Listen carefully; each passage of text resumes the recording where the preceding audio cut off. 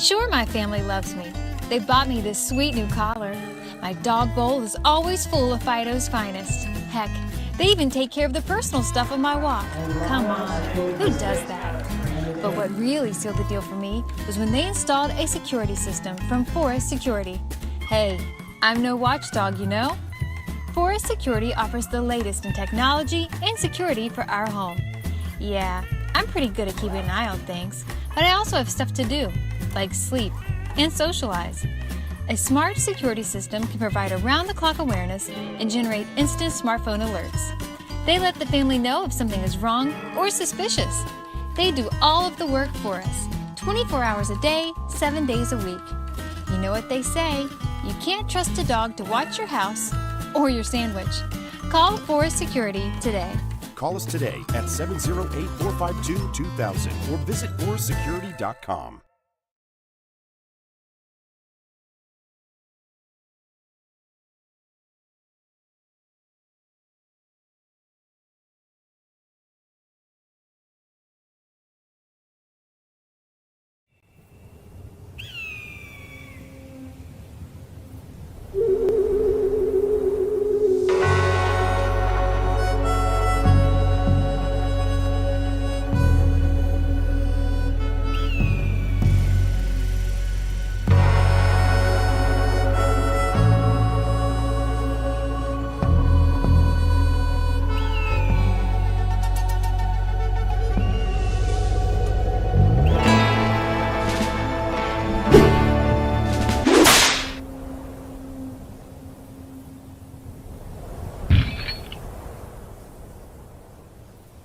There are only two kinds of people in this world. Those who get committed and those who don't.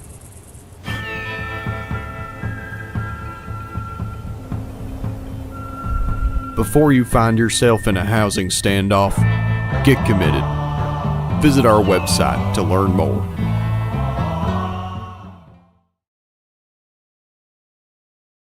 Before you know it, you'll call me son. You call me daughter. You call me brother. You call us sisters. Your family will make a difference in how America is perceived and what America stands for. And we invite you to welcome an exchange student like me to your home and your family. For over 70 years, AFS USA has brought exchange students from around the world to study in the U.S. and live with an American family for a school year, semester, or 6 to 12 weeks. Before you know it, you'll be a proud AFS host family. Before you know it, you'll know my name and how to pronounce it.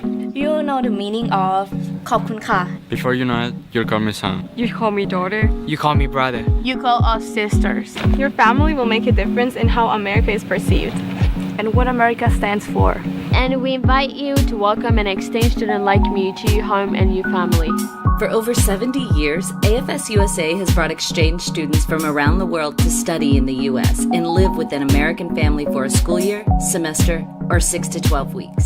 Before you know it, you'll be a proud AFS host family. Visit afsusa.org.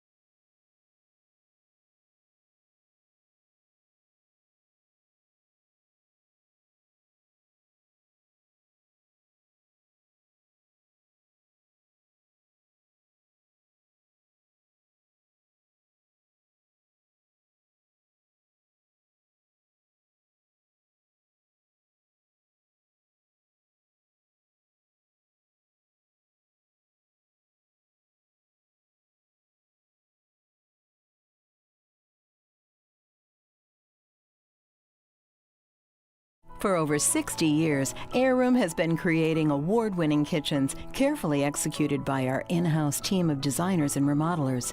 With a renewed focus on spending quality time at home, Heirloom has created its most affordable kitchen transformation program yet. Introducing the Revive Kitchen. Imagine custom-made cabinetry, quartz countertops with a waterfall-wrapped island, soft closed drawers featuring walnut interiors, even an invisible phone charging station in multiple colors, styles, and configurations designed to fit almost any home. Over 14 upgrades in all. Call the number on your screen to set up a free design consultation, which includes 3D color renderings of your project. This limited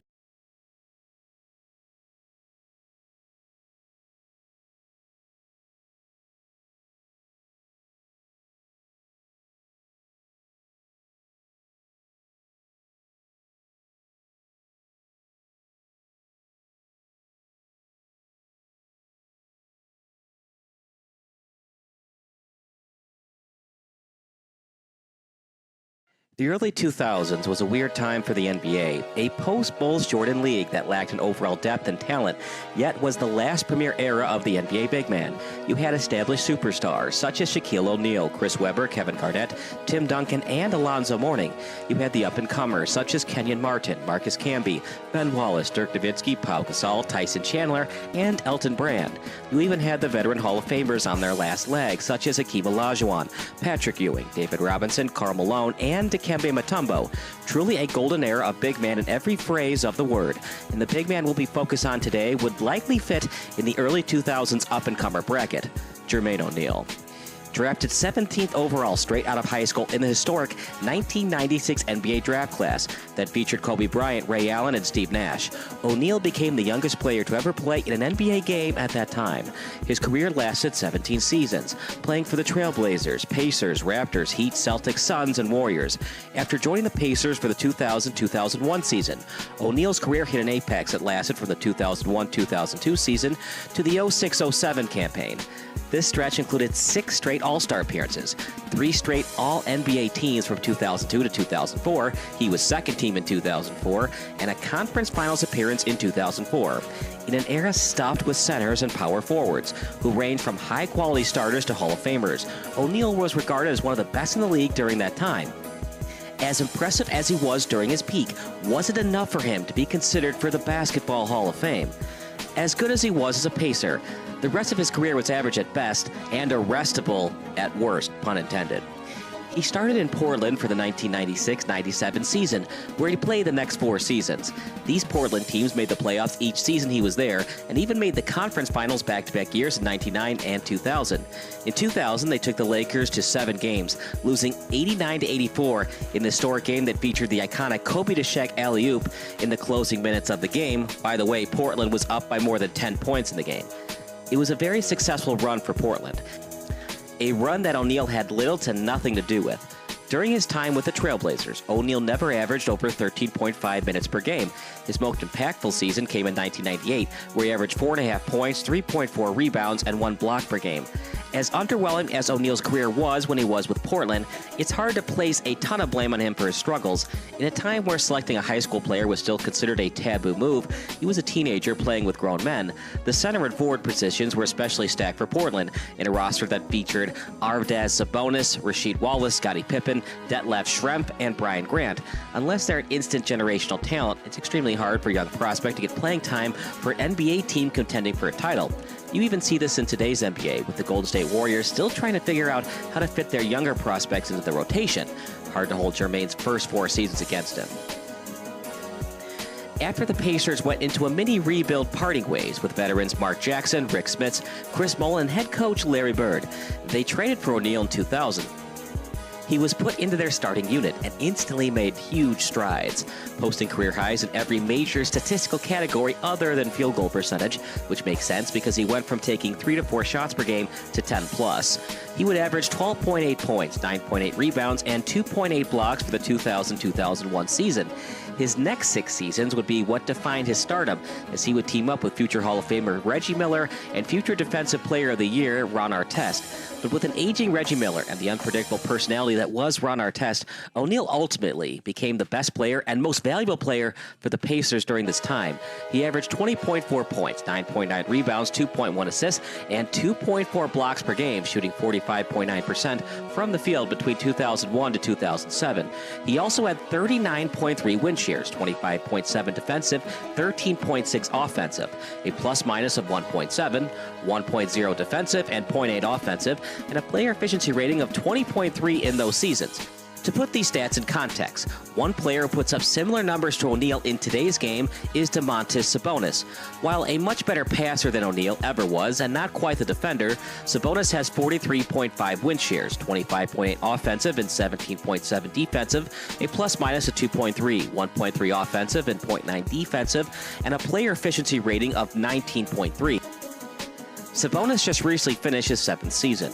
O'Neal's success on the court translated to the success of the team. The Pacers would win 312 games to 262 games lost and make the playoffs 5 out of 6 possible seasons from 2001 to 2002 to 2006 and 07. His play would get him into 6 straight All-Star games, the 2001 to 2002 Most Improved Player Award, and 3 All-NBA teams. His best season was in 2003 to 2004, where he averaged 20 points, 10 rebounds, and 2.6 blocks. He started 78 games that season, made second-team All-NBA, and finished 3rd in MVP voting. The Pacers would go 61-21 that year and make it to the conference finals, where they lost in 6 games to the 2004 NBA champion Detroit Pistons. By 2004, O'Neal was certainly in the conversation with the best big men in the league. At that time, that conversation included players like Shaquille O'Neal, Kevin Garnett, Tim Duncan, and Dirk Nowitzki, 4 players with Hall of Fame resumes, if they're not in already. But it would be the 2004-05 season that would define O'Neal's career, and not in the way anyone would have hoped. The Pacers started off the season hot with a 7-2 start, which would have projected them to finish the season 64-18, 3 wins better than the last season of 61-21. Then, in a game against the Pistons on November 19, 2004, it all came to a crashing halt. The Pacers had a commanding 97-82 lead over their division rival in the closing minute of the road game in Detroit. After a hard foul at the rim on Ben Wallace by Ron Artest, an enraged Wallace came after Artest. Wallace had to be held back by teammates and security for multiple minutes, while Artest was moved by the scoring table, where he started to lay down. As Artest laid down on the scoring table, a fan threw a drink at him, which instigated a brawl that caused Artest and teammate Steven Jackson to run into the stands and throw punches at the fan. This incident was ultimately dubbed Malice at the Palace, a notorious brawl that transcended basketball and changed the landscape of the NBA forever. As some fans eventually started to run onto the court, O'Neal punched a man in the jaw who was running at him. He was subsequently charged with assault and battery for his role in the incident and was sentenced to a year of community service. He was initially suspended 25 games for the incident, but an appeal knocked that down to 15 games. Though O'Neal had a limited/non-instigatory role in the Malice at the Palace, it certainly left a black eye on his legacy as an NBA player. Not something that bodes well for a Hall of Fame case. Once O'Neal got back from a suspension in December of 2004, he was never really the same player. On top of the suspension, he had to miss multiple games during that season with a lingering shoulder injury. He finished that season with 44 games played, and the Pacers finished with a 44-38 record. After beating the Celtics in the first round, they were ironically bounced in the semifinals by the Pistons. While O'Neal was able to make the All-Star team for 3 straight seasons following the Malice at the Palace, his play and ability to stay on the floor started to seriously decline. In his final full season with Indiana in 2007-08, he played in 42 games, starting in 34 of them. He averaged 13.6 points, 6.7 rebounds, and 2.1 blocks in just 28.7 minutes per game, all sizable drops for the numbers he put up in his prime. 2007-08 was the first season he would make the All-Star team since 2000-2001, and he wouldn't make any more of them for the rest of his career. He was traded to the Raptors in the offseason 2008. By the 2008 All-Star break, O'Neal had missed nearly a quarter of the season and had lost his starting spot to up-and-coming center Andre Bargnani. He would be traded to the Heat later that season and would finish his 41 games in Toronto, averaging 13.5 points, 7 rebounds, and 2 blocks. His 2009-10 season in Miami would be his last decent season in terms of his health and productivity. He would play 70 games, averaging 13.6 points, 6.9 rebounds, and 1.4 blocks while playing 28.4 minutes per game. A variety of injuries would further plague him for the rest of his career after that season. He played with the Celtics, Suns, and Warriors up until his final season in 2013-14. From 2010 to 2014, he would play 148 games, 51 games started, posting averages of 7.1 points, 5.1 rebounds, and 1.3 blocks. For the second half of his career, you could argue O'Neal was nothing more than a role player. Despite the late bloom and sour ending of his career, how did O'Neal compare to the other big man superstars of his generation during his prime? Remember, the Hall of Fame is voted by the sports writers. From 2001 to 2007, the top-tier power forwards and centers were Shaquille O'Neal, Tim Duncan, Kevin Garnett, and Dirk Nowitzki. Here's how O'Neal's stats match up against theirs, as you see the graphic here. From 2002 to 2007, Jermaine O'Neal shot almost 46% from the field, three-point percentage not great at 18.4, and 20.4 points per game, among other notable statistics. Dirk Nowitzki, much better, 24.6 points, 2-point percentage of 49.6, efficient field goal percentage of 51.3. Kevin Garnett, more in points per game, 2-point percentage is better at 50.5, efficient field goal percentage 50.1, free throw percentage much better at 80%. Tim Duncan, 2002 to 2007. Surprisingly, not that much more points per game than Jermaine O'Neal. 21.7 points, 50.8 field goal percentage, efficient field goal percentage of 50.9, total rebounds of 11.8. And Shaquille O'Neal, absolutely dominant. 24.1 points, efficient field goal percentage. This is insane. 58.4, 2.2 blocks, and a field goal percentage of 58.4. How bad was his free throw percentage? Pretty darn bad, 51.5. While each of those player stats are clearly a bit superior to O'Neal's, it's surprising to see how close he comes up to matching up with them. Shaq and Tim Duncan are top 10 players in the history of the NBA, and Dirk and KG are also considered amongst the best this league has ever seen. O'Neal is second in blocks amongst them with 2.4, just under Duncan's 2.5. The big difference between O'Neal and these four players was sustainability and team success. During this window, Shaq won 3 of his 4 NBA titles, 2 with the Lakers, 1 with the Heat. Duncan won 3 of his 5 titles. Dirk and KG would go on to win a title later in their careers. Also, O'Neal's only real case for the Hall of Fame is his 6 All-Star seasons. Shaq had an 8-year prime going into the 2001 season. Duncan won a championship in 1999, and he was able to develop himself into a championship-level contributor even when he passed his prime, making multiple All-Star, All-NBA, and All-Defensive teams when he was 35-plus years old.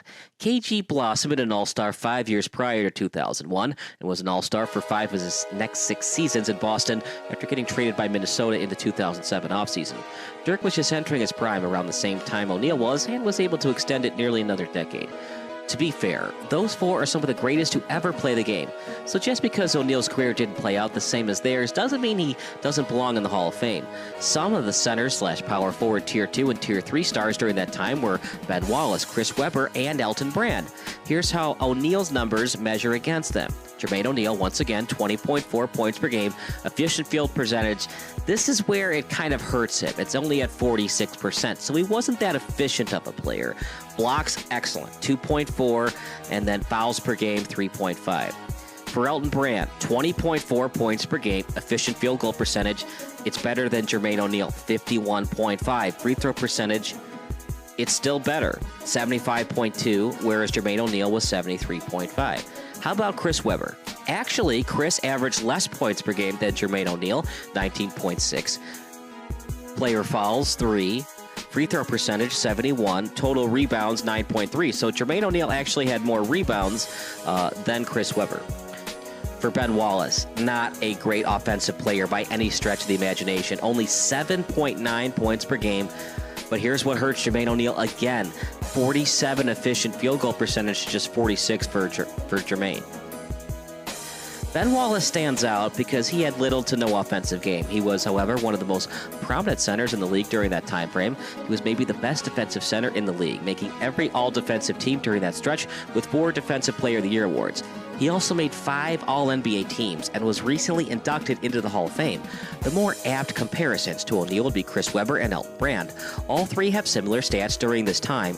2010 players who thrived in the post, pick and roll, and mid-range. Webber, who's now a Hall of Famer, had the better career of the three.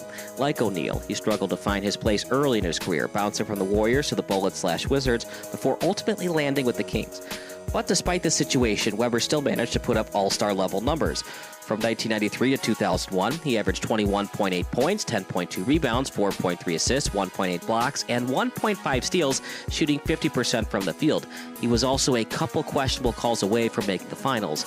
Elton Brand, who's not in the Hall of Fame, has the most similar career arc to O'Neal. He basically had an 8-year apex from his rookie year in 1999 to 2000 to 2006 to 07. A couple games into the 2007-8 season, he tore his Achilles and was never quite the same player after that. He was an effective role player for the next 5 to 6 seasons, but not the star that he once was. He was in essence the same dilemma as O'Neal when it comes to making a Hall of Fame case. Was he dominant for a long enough time to justify him being inducted? After breaking his career down in full, it's time to answer the big question. Does Jermaine O'Neal belong in the Basketball Hall of Fame? To answer a question with a question, would the Basketball Hall of Fame's legitimacy be in question if Jermaine O'Neal was inducted into it? The answer is no. O'Neal had a fine career, a good career, better than most NBA players and even most athletes can say that they had. At his absolute peak, you could have made the case that he was one of the best 10 to 15 players in the world. But as good as his peak was, it lasted between 3 to 6 seasons, probably closer to 3. The rest of his career was at best a high-end role player and at worst an injury-prone scrub. The Malice at the Palace definitely put a permanent stain on an overall good NBA career because, once again, it's voted by the sports writers, and when you have negative publicity around you, that can follow you when it comes to Hall of Fame voting. But let's be honest, it's not like it's the only thing keeping him from being a Hall of Famer. Derrick Rose had an incredible peak of his career. He was an MVP who took his team to the conference finals. Do his 3 All-Star seasons put him in the Hall of Fame? Penny Hardaway made 3 All-NBA teams and was the second best player on a team that made the NBA Finals. Does he deserve to be in the Hall of Fame? Not to rag on O'Neal, Hardaway, and Rose's careers, they were all good players who had some great seasons that deserve to be remembered. But when you think of the Basketball Hall of Fame, you think of the absolute best. Guys like Kareem, Bill Russell, Kobe are all players you immediately think of when thinking about the Basketball Hall of Fame because of their prolonged success. Even Hall of Famers during O'Neal's era like Shaq, Dirk, Tim Duncan, and Kevin Garnett were great because of their greatness spanned nearly 2 straight decades. Even during his peak, O'Neal was never quite on the level as those 4. Ultimately, O'Neal had a respectable career that deserves to be remembered, but he just didn't play like a Hall of Famer for long enough to be one. But what do you think? Should Jermaine O'Neal be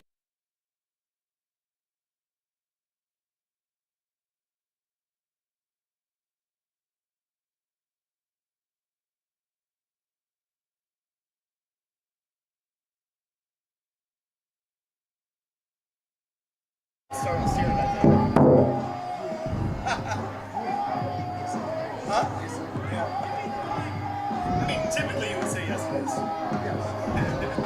I agree. I think you buy into that story. It's kind of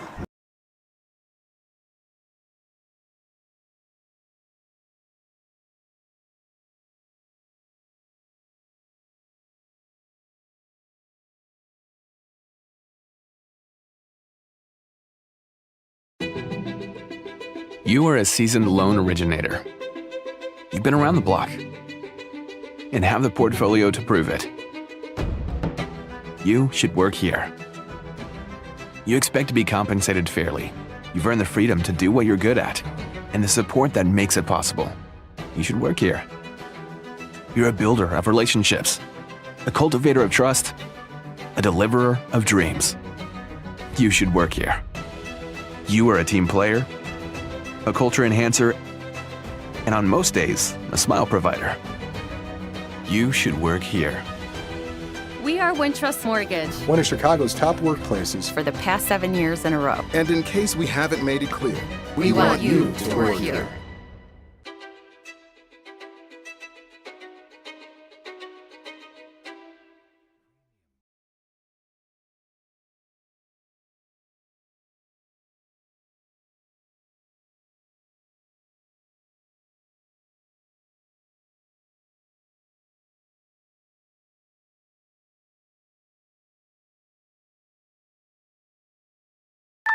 People who come to cricket stay with cricket. I'm a farm manager, and I'm always here. My service is reliable thanks to cricket. Reliable service deserves a free 5G phone. Smile, you're on cricket.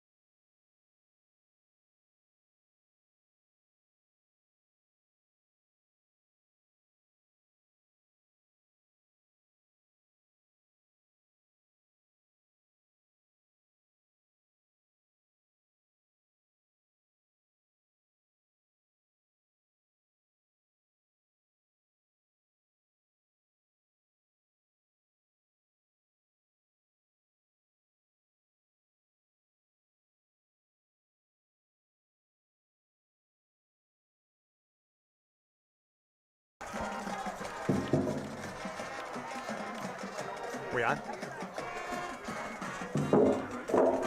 Good evening, everyone, and welcome to Illinois High School Association football on the Sports Broadcast Solutions. My name is Mark McAndrew, and with me tonight is my broadcast partner, Rick the Body Guerin.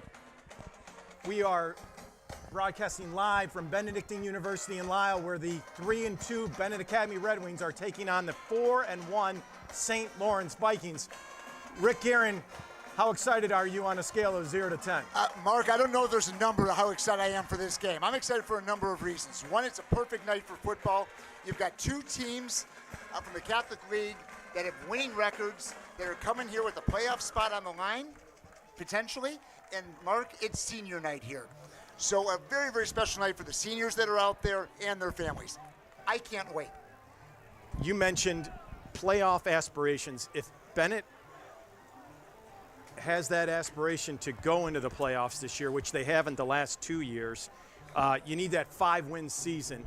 They've got 3, but we've got some very tough games in there, and you don't want to be thinking about those already, but these are games we need to win here in the middle of the season. Well, 100%. So you never look too far down the road, right? Because you never know what can happen with rosters and everything else goes along. So you take every game one at a time. This is a big game because you know what, Mark?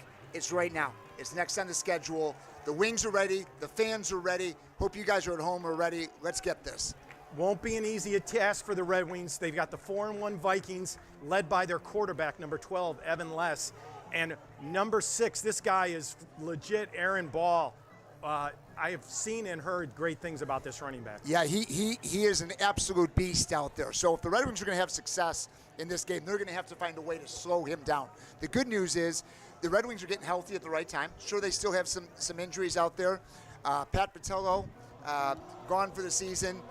Vincent Lavaca, but we're getting some defenders back that we haven't had, the defensive end and the defensive line, and you know how important that's going to be for tonight. Defense showed up big last week against De La Salle for the Red Wings. They look very strong.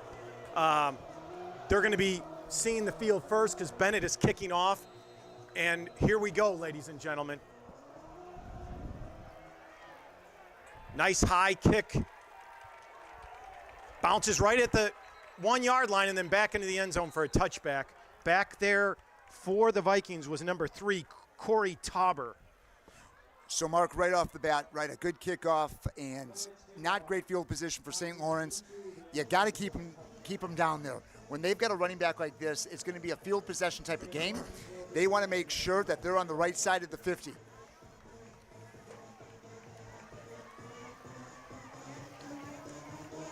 Vikings break from the sidelines. They come right to the ball. Split out here to the near side is Caden McHugh. Evan Less at the shotgun. Now ball moves to his left. And he's going to look left this whole time, and he throws it out to number 17. That's a completion to Caden McHugh, but Rocky Vasanova, Mark, was right there, not fooled by the play. They're giving him a yard, maybe a yard and a half, a little generous there. Nice play by the cornerback, number 18, the senior. Mark, they came out passing, as we talked about the running back, and watching these guys, they really open up their passing game by the run, right? So when they get ball going, that opens up the field for these guys. So in watching some of their previous games, they'll use the middle of the field on that play action. Ball directly behind Les. Now to his left. Here's a slot in motion. They're giving it to Ball off the left side, and that's it. Nice gang tackle there. I saw 2 or 3 guys. Mark, that's how you're going to have to stop this kid, right? You see how strong that kid is. But there was 3 Red Wings there, led by Ben Jones on the play. Nice shot by the Red Wings, and right off the bat, they're in third down territory. But this is where they've gotten dinged before, on these 3rd and longs. Right. So it's 3rd and 6 for the Vikings from their own 24-yard line.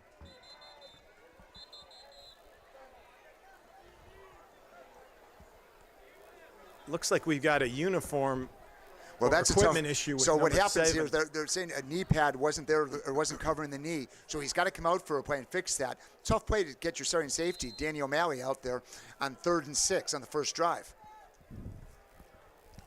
Les rolls right.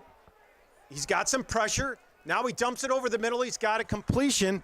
That's number 8, Rob Francis, with the completion, and that's going to be a first down for the Vikings at their own. So he was dangerously close to going over that line. 42-yard line, yes. yes. Yeah, he really was, but I think he was right at it. Nice play by the quarterback rolling out. I actually thought he was going to tuck it and run the way he hit that line of scrimmage, but he threw a nice ball.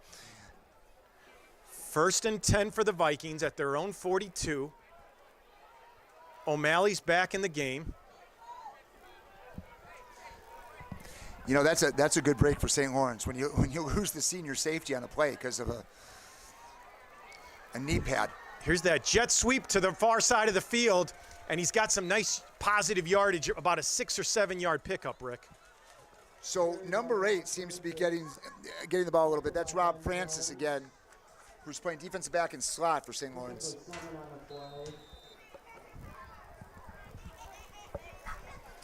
That's going to bring up a 2nd and 3 or 4, let's call it. Let's call it a long 3.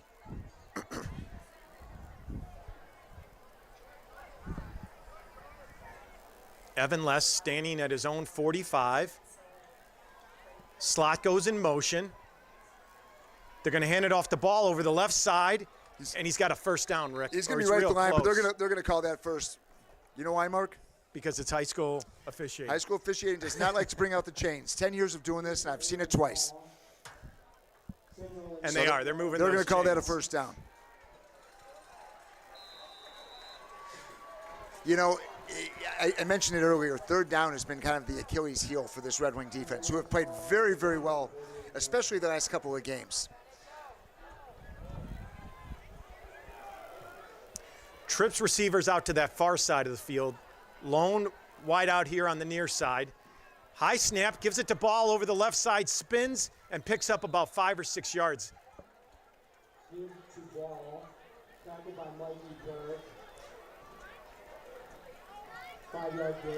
Well, go ahead, Bart. No, I was going to say early in that game last week against De La Salle, our front 4 did a really nice job of setting the tone. They didn't have any big plays against us and it seems like we're struggling to maintain ball. Well, I'll right tell you now. something, Mark. I think the Benet defense sometimes get in trouble is when they play tempo.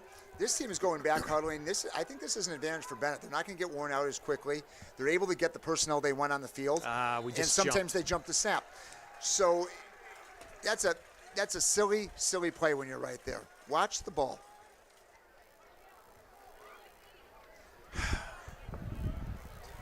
So it looks like they're giving them 6 yards on that encroachment, huh?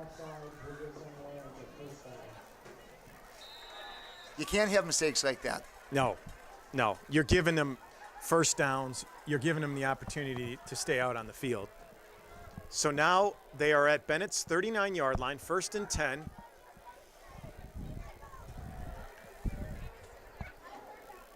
Slot comes in motion. They're going to give him to that jet sweep to this near side, and he's bottled up quickly. Tackle made by number 6, Daniel Flores. Boy, that's a great tackle. He had a full head of steam coming around the end, and Flores was right there to finish it off. Nice job by the defense there. Looks like it's going to be 2nd and 10.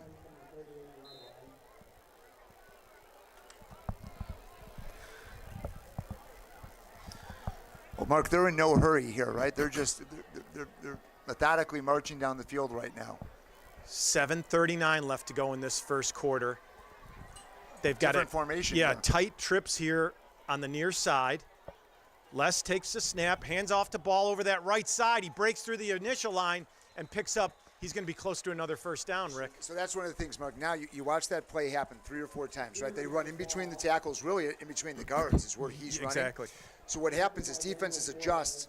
They start stacking against that a little bit, and it leaves the middle, the second half open, right behind those linebackers.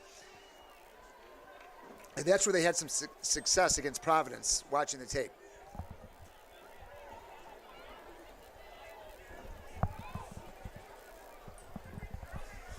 First and 10 from the Benet Academy 28-yard line. 7:02 left to go in this first quarter.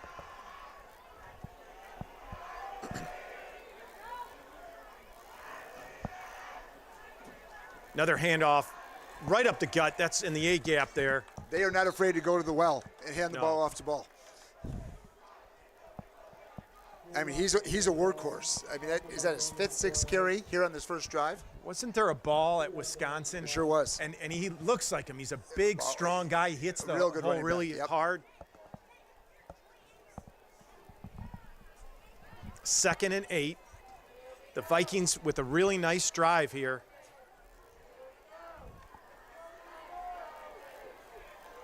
Yeah, it's interesting that you said the tempo. They go to a huddle each time. Yep. A lot of our high school teams that we've played. Now they're going to do a quick screen pass here to the left side. That's to number 17, Caden McHugh. So that play was made by the block that came over. That was a textbook play, right? That play never works unless you get the blocking on that cornerback. And they came across and really knocked the guy down on the ground. Nice play. And they just keep moving those chains, That's Rick. all they're doing. That's exactly right.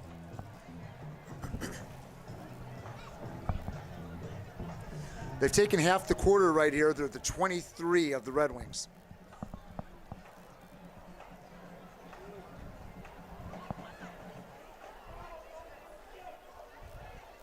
Slot goes in motion to that far side. Les waits for him to get set. Here's the snap. Hand off the ball. Oh! And he fumbled it. Oh, and Les. I want to apologize to the folks at home. Sorry, there was a loose ball and a fumble there. Senior night. I happen to have a senior. Got a little excited. Ball dropped it after a nice hit by Will Van Summeren. That was a stick. And unfortunately, it bounced right into Les's hands. Well, I talked earlier about some of the guys we got back on that defensive line.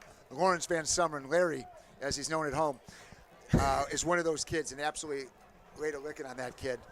Great play. And you know what? You don't get the ball back, but the kid who got hit's going to remember that kid is out there and he's coming. Now ball goes in motion to that far side. They were looking to dump it off to him. That's I think Liam on Rooney. like a screen. So Liam Rooney came from the defensive tackle. An outstanding play by Liam to knock that ball back because they dumped that off. They had some blockers out there. It would have been a big play for St. Lawrence. Liam, a 6'4 junior, got up and then some. That was 6. He played like a 6'6" player there. Liam's a big, fast, strong junior who's become a really nice player for this Red Wing defense. Here's the third down and long, Mark. Split out to that far side. Les rolls right. He's got some pressure. Now he's got a receiver open but he overthrows him. So not a good ball there, no. Right? So ball came up. I'm saying ball quite a bit. I don't know if you're picking up on that.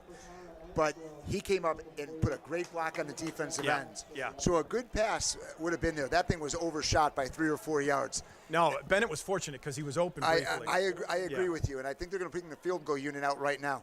I watched him in warm-ups. The guy's got a great leg.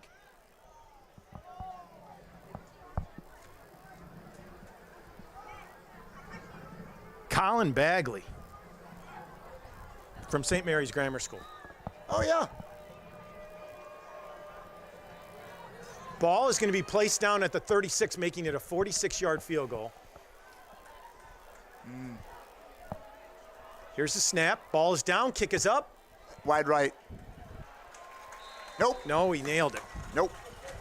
You know what I always say? 0 for 1, Rick. If it goes through the uprights, it's usually good. Well, listen, if I'm Benet, I'm taking that as a win. It was a long drive.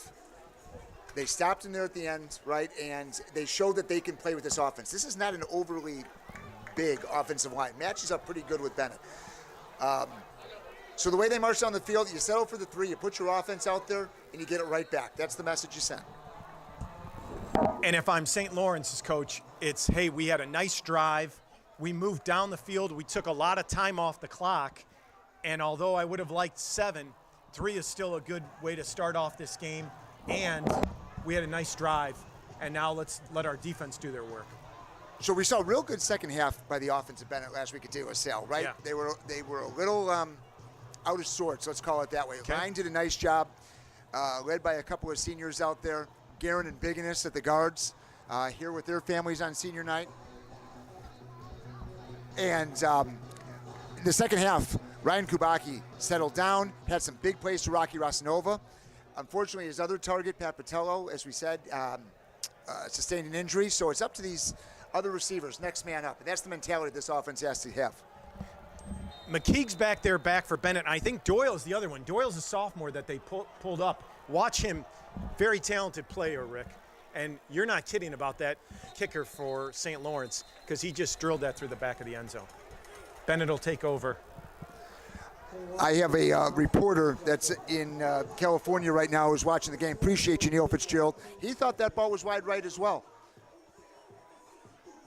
I don't know why people are trying to support you when I said it was good. It was clearly good, and yet you're trying to get people to text in from the West Coast. Mark, I'm just going to say it once, and then we're going to go to the next subject. I'm more likable.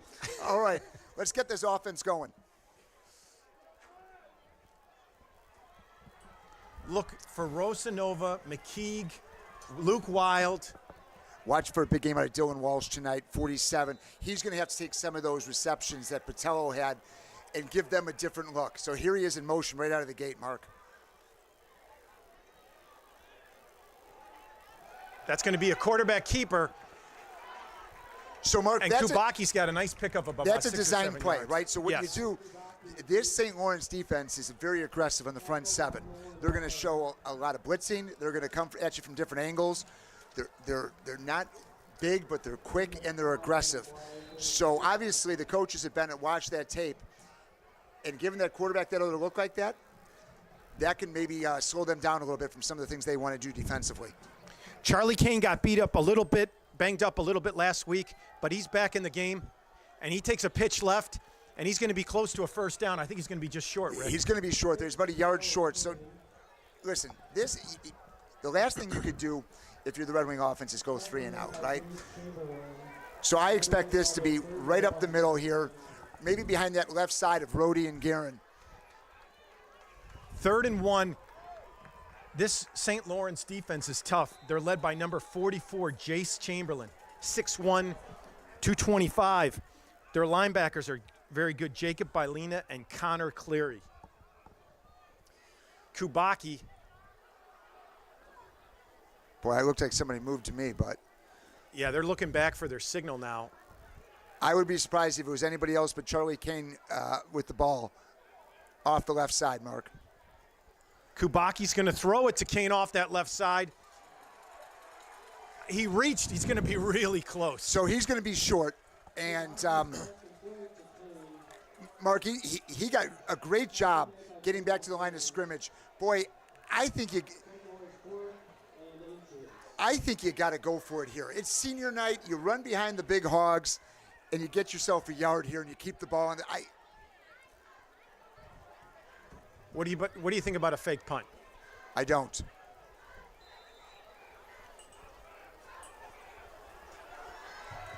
Boy, Mark, I just think at the high school level, you got to trust your offensive line and your running back to get half a yard. Aaron Becker handling the punting duties, takes the snap, gets a nice end-over-end kick. Fair catch called for at the 35. Now, Mark, it's a great punt. If you hold him here 3 and out, that's the right call, right? I mean, but so many things. You saw Becker go down low. He hits his knee when he catches that ball. That ball is down right where he touches his knee. Yeah. So if you have something like that,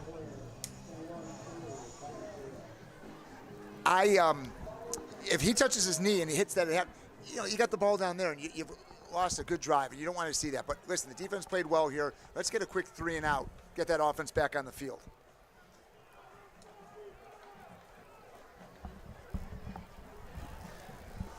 .225 left to go in this first quarter. If you're just joining us, St. Laurence took their first drive of the ball game and moved downfield and, I don't want to say settled, but resulting in a 40.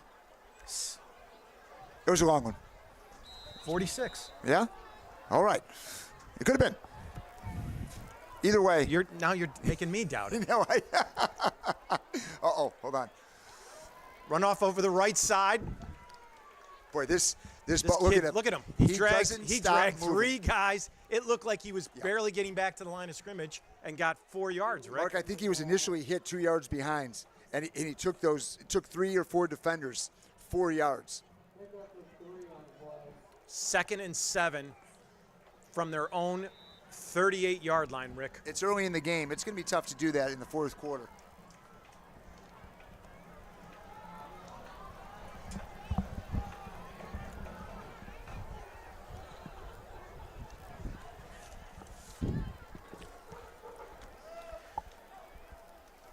Hand off the ball over the right side. He cuts back, and he's got another first down. You know, they blocked Walsh right out of that play. I don't know if you saw it. He was at the left end, and they came in and pinched him in. That was a nice design play by the Vikings. They marked him short, Rick. It's going to bring up a 3rd and 1. You want to guess who's getting the ball here, Rick? Listen, I am certainly not an offensive coordinator, Mark, but I'm guessing I'm giving the ball to 6.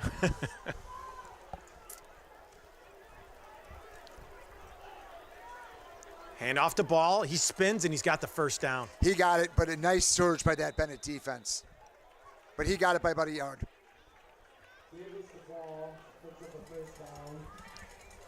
Mark, I think this Benet defense has come out very aggressive. But St. Laurence is doing exactly what you thought they would, right? They're pounding in between. They haven't opened up much of a passing attack yet. Under a minute left to play in this first quarter. The Vikings with a 3-0 lead. Ball moves over to Les's right. Takes a snap. Fakes the handoff. Now he rolls right. Oh! Well, first of all, the fake was fantastic. Right? I mean, it really was a nice job. But the quarterback is throwing in some dangerous territory. He's had a couple balls knocked down already. He's overshot 1. So you're starting to see that 6 is going to be the focal point of this offense. Danny O'Malley got his paws on that one. It was Danny from the safety position. So he came in, wasn't fooled. Nice job by Danny O'Malley. 2nd and 10. Now let's fix those knee pads. For St. Laurence.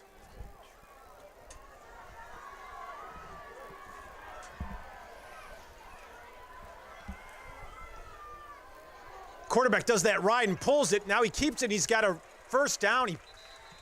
Everybody was keen on ball. Yeah. he pulled the ball and then ran over that right side. Dangerous and had play a lot when that quarterback has to yeah. pull it out from that right. I mean, that was a nice run, nice tackle by the Benet defense, but you got to be careful on those when you have a running back that's as fast and strong as Ball, and you're trying to take it back from him. No, you know that's where the fumbles occur. No, on those option plays like that, the quarterback and running back, they have to work that mesh again and again in practice. Because you're right, if the running back pulls that ball or holds onto the ball while the quarterback's trying to pull it, that's a problem. Yeah, agreed. They're going to let this clock run out and end the first quarter. So we're going to take a break, and we'll be back to start the second quarter, Rick.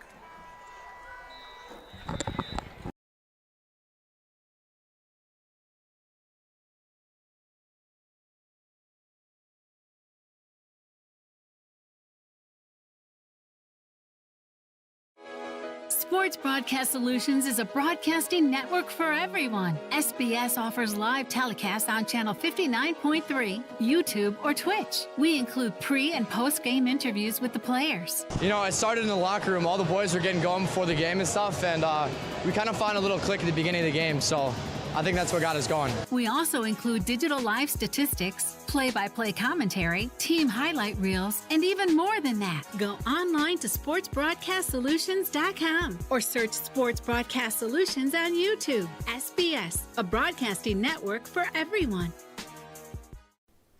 Sports Broadcast Solutions.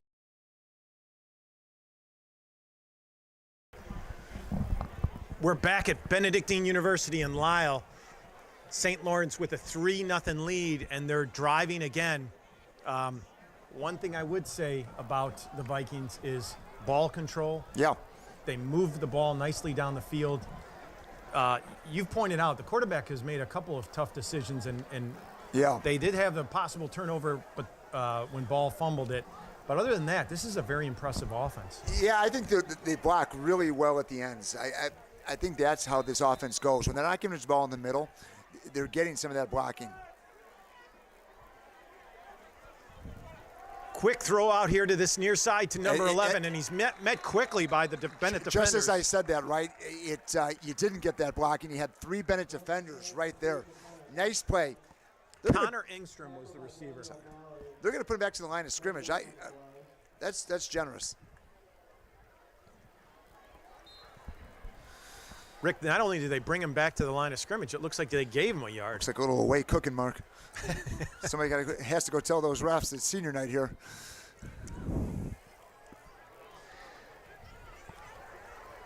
McHugh is that receiver on that far side, all by his lonesome out there. Watch the second guy is the lead blocker.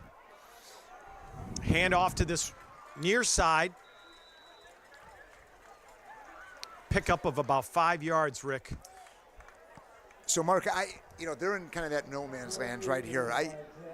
This is a big play for the Benet defense. The ball carrier was Harley Riz. We haven't seen him yet tonight. Yep.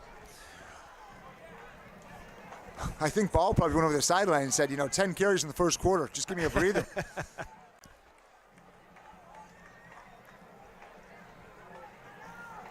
Les looks to his left, hits Caden McHugh, and he's got some blockers, and he picks up a nice gain.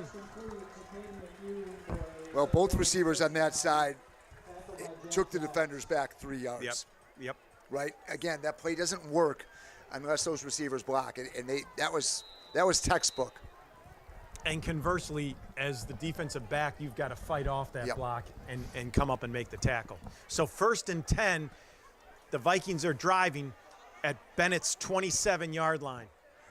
10:22 left to go in this first half. Mark, Bennett's got some nice pass rushers on this defense, and they're running an offense right now not to give them a lot of time to make a difference, right? All the plays are in between the guards, quick hits, or these quick screen plays that are going out. So right now they're attacking the interior of this Benet defense. Ball picks up 6 yards to bring up a 2nd and 4, maybe 2nd and 5. They're at Bennett's 22, and they're knocking on the door, Rick. This Benet offense is going to be fresh when they come back out.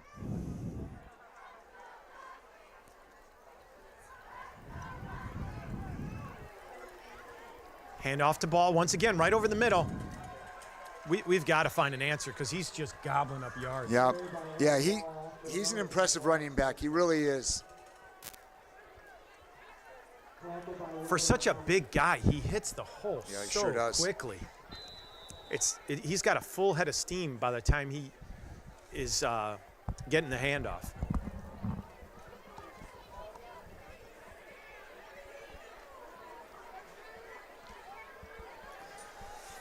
Kerry and Tracy Vale just walked into the arena.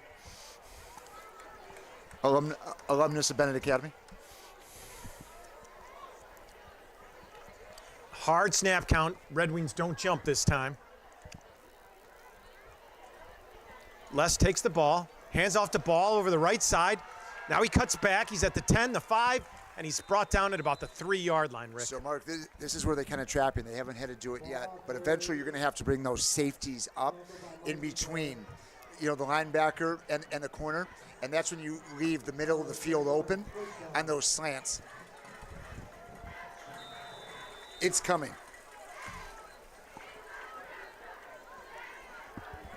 First and goal for the Vikings at Bennett's 3-yard line. 8:25 left to go in the first half. Vikings break from the huddle.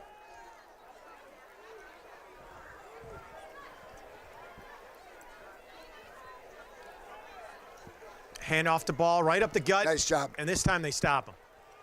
Not sure who that was. It might have been Rooney in on the tackle. Malik and Rooney looked like they were in there.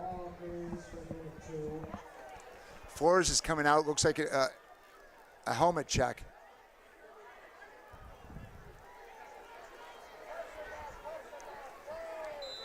Linebacker Mikey Burke also stuck his nose in there to help bring him down. I don't know if you can hear the Benet cheerleaders, but one of my all-time favorite cheers going on, pushing back, way back.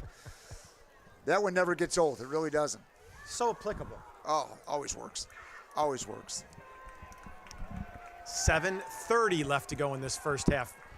Now they've got a very tight formation. They're going to hand off the ball off that left side, and he just strolls right in. Touchdown Vikings, and that's going to make it 9-0. Well, there was no secret where that ball was going, right? I mean, right to the end zone. Listen, Les doesn't have to throw the ball if they're going to. No, you're right. But, Mark, I think the defense is doing a really good job. I think the offense has got to come out and have a sustained drive. You've got to keep that defense fresh, right? You got to get them off the field for a while, and you got to move the ball down the field. If anything else, you've got to give your defense. You have to give your defense a break. Yeah. You can't go 3 and out and then go against a running back like this, an offense that's just going to punish you. Colin Bagley. That's good. Too little, too late. 1 for 2. Too little, too late. 1 for 2. All right, with 7:25 left to go in the first half. Laurence 10, Benet nothing. We'll take a break.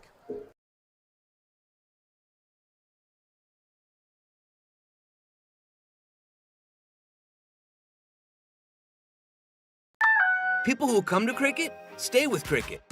I'm a farm manager, and I'm always here. My service is reliable thanks to cricket. Reliable service deserves a free 5G phone. Smile, you're on cricket.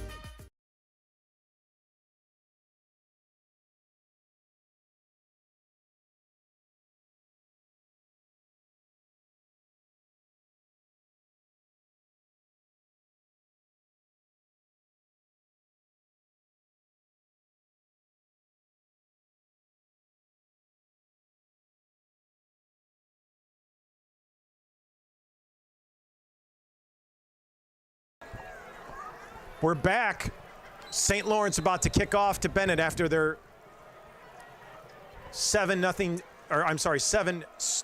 score, making it 10-0. Ball's fielded at the 2. At the 10, this is Doyle, I think. So Doyle's the sophomore. Right. Brought up. Very talented, very fast. Doyle takes it to the 23, 24-yard line. That's where Benet will take over. So you're looking for Doyle to take some of that production from where Pat Patello was, right? Similar player, but he's a sophomore, so he's getting into a big game here. Knows it's a big game for the Red Wings. We'd love to see him break a big one.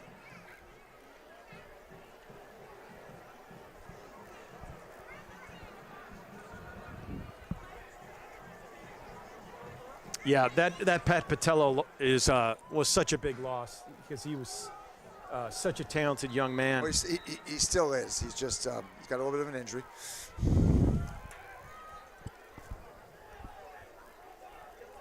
Looks to his left now, right, dumps it off. He's got a receiver open. There it is, Mark. So, Mark, that was Luke Wild. That's Luke Wild, the junior. And I just want to jump in. That's how you attack a defense. That's an aggressive front seven. You get it out quick, you block, you seal it off, and you let your playmakers make plays. Exactly what the Red Wings needed. Great execution there. Kubacki looked left, then spun to his right and hit Luke Wild. There was some nice blocking downfield. Sure was. And nice gain. They're into St. Lawrence territory. Kubacki rolls left, now dumps it off. That was Rosanova. So I think he heard some footsteps. I think so too, but as a taller receiver, you got to put it, Rocky will catch that 99 of 100 times, right? But you got to put it where you can get it and do something with it. I like the more aggressive play calling, though, on the first two plays, Mark, to come out. 2nd and 10 for the Red Wings. Declan Walsh in that X position. He's standing right in front of Kubacki. Now Wild goes in motion, and that's to Kane right up the gut. Maybe 2. 1.5 to 2 yards there. So you got 3rd and a long 8.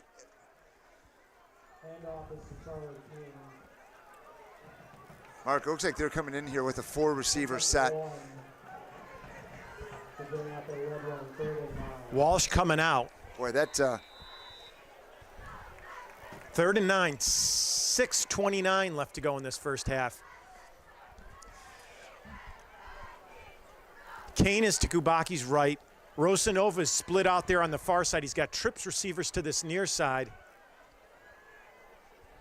Kubacki drops straight back. He looks at there it is. Rosanova. He's open. He's got a completion and a first down. Mark, that's exactly what I'm talking about. You hit it where you could take it and turn and go, right? So a great strike by Kubacki. Nice concentration by the receiver to turn, and he knew where that first down marker was, right? Don't try to do too much. Get the first down, move the chains. Nice play by the Red Wings. Agreed. Nice pass, nice catch, move the chains. Bennett's got a nice drive going here. 1st and 10 from the Laurence 27-yard line, let's call it.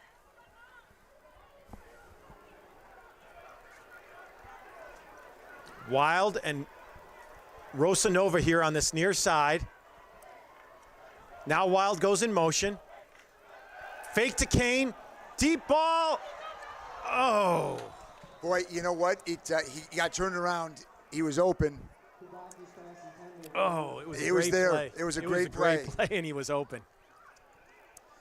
Just a little bit too much air on that ball. A little bit too much air, and, it was the other shoulder, right? So Rocky had to adjust to turn around. I like the play call. I like the play call. And Mark, I really believe that's going to be there. So when you look at this defense, very aggressive up in the back front, solid in the secondary as well. Yeah. But I think that you're going to see a lot of one-on-one coverage.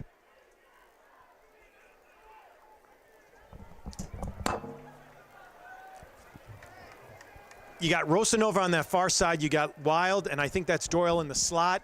They're going to throw it to Doyle in that screen, and he makes a nice move. Hey, Mark, that's a nice play, right? It gives you a little bit of breathing room there. It's a nice play by the sophomore getting out there. It also gets his confidence up.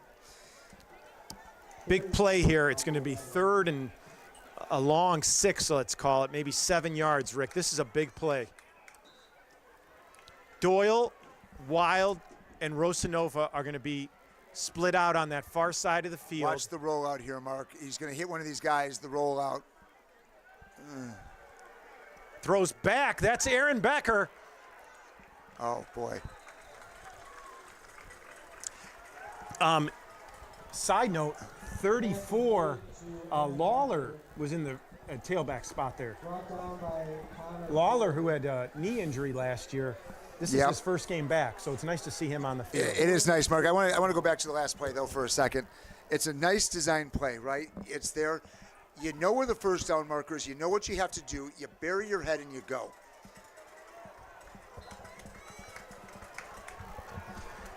That's a well-designed play that should have gotten more than 3 yards. Kubacki goes straight back. Now he's got some pressure. He's pointing to run upfield. He's going to keep it, and he's got the first down. Great play by Kubacki. It's a great play, and the best part about that play was that's what you look for out of your quarterback. Kubacki is pointing to the receiver to block downfield. Basically, I'm coming, and that guy better not get me. Great job at Kubacki. First down, Red Wings. Let's go. Yeah, Kubacki made something out of nothing there. He did a great job. Well, Marky, he rolls out. That was the awareness we saw week 1 and week 2 out of Ryan. That's a great play by the junior quarterback. Yeah, agreed. 4:31 left to go in this first half. Benet 1st and 10 from the Laurence 16-yard line. Kubacki drops straight back. He gets a heavy pressure, dumps it off to Lawler. Lawler spins. So, Mark, that could have been worse. He lost a yard on the reception, but a sack would have put you way back and in tough territory. Actually, they lost about 3, but it still could have been worse.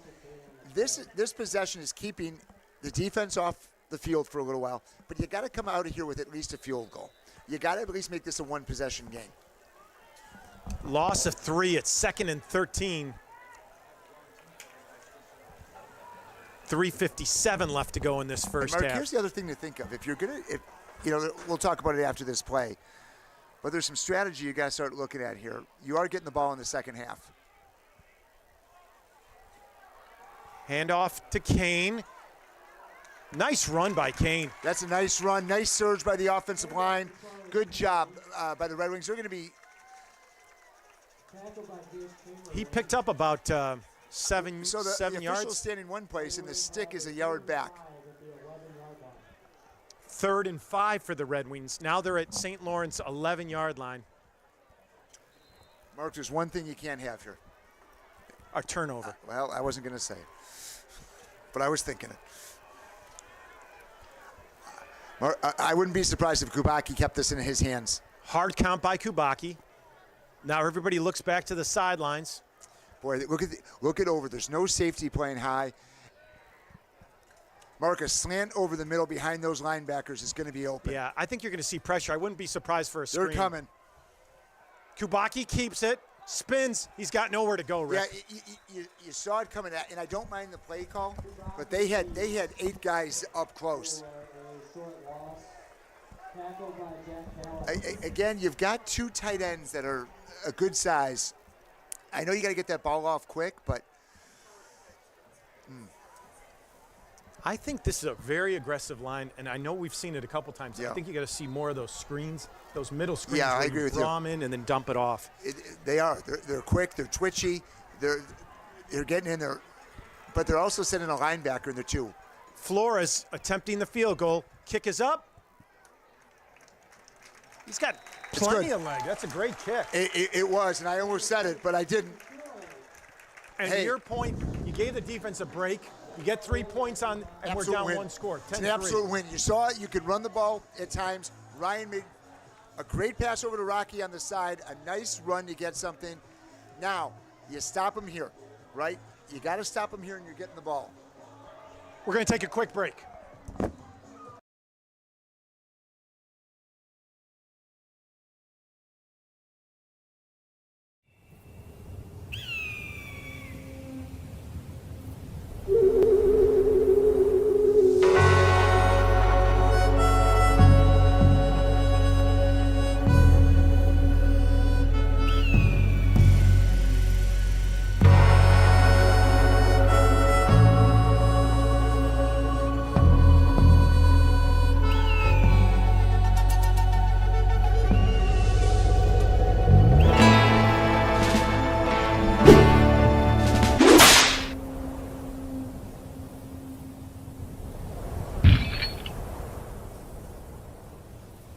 There are only 2 kinds of people in this world.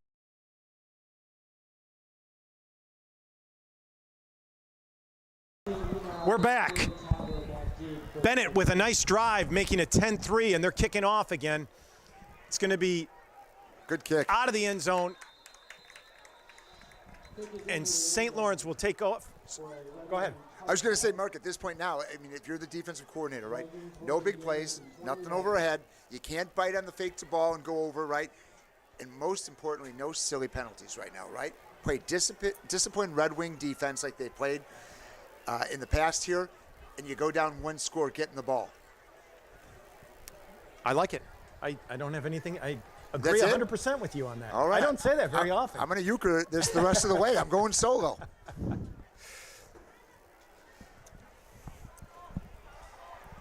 We've got to find an answer to stop ball, though. We're going to have to in the second half, Yeah. and they're going to make the adjustments to do it, right, Mark? Honestly, it's 6 here, 3 here, and he has been bottled up. The defense has done a great job. See, now look where Getz is playing in the middle of the field. Yeah.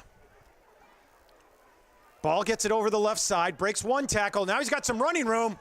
He's at the 40, the 50, and he's gone, Rick. Oh, my God. Exactly what you say not to happen is some big play.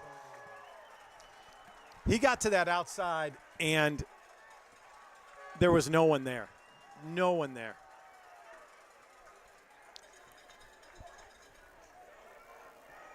That's an 80-yard scamper by Ball, who showed not only the strength, obviously, to break that initial tackle, but then he had some burners that kicked in and ran right by our secondary. Well, he showed he's got speed to the outside. He blew by that defensive line, and then he beat the safety to the spot. And you just can't have a play like that after you come down, you have a nice drive, and you score. I mean, Bagley's kick is up and can't good. Do it. And that makes it 17-3. I feel like Hawk Harrelson up here. I feel like I'm going to fall out of my seat. I mean, all right. Wow. That's just a kick in the gut because, to your point, we hold them. We get the ball back in the second half. But you know what, Rick? We got a minute 58. There's time. Oh, it's high school football. Anything can happen. You've got time. There's absolutely no doubt about it. You've got a lot of game breakers on this Red Wing offense and on this kickoff team. So, listen, one play the other way, it goes right back. But if you're an offense, you can't be discouraged about what you just saw. You got to go out there and do your job. Doyle and McKeague back for the Red Wings. They're both standing at about the 2-yard line. They're respecting Bagley's leg. Bagley is a legit kicker. Yeah, he's got a great leg. Listen, what I want to see out of the sideline that we're looking at here for the Red Wings is some excitement, okay? It's tough to shake off after a play like that. I get it. But you're not going to win the game by feeling sorry for yourself. Let's go out there and do your job.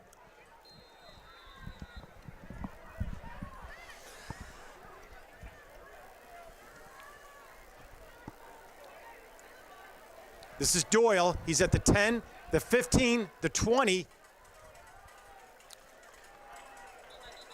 Brings it back to about the 23-yard line. Boy, you got to be impressed with Doyle. I was just going to say that, Mark. I was just going to say that. I think there's a lot of confidence. It is not easy. You and I were walking on the field before the game, right? And it seems a lot bigger when you're out there than it does when you're watching it on YouTube TV or you're up here in the booth. But he's really stepped up. I've been impressed with him. Bennett's going to start their drive from their own 23. 1:51 left to go.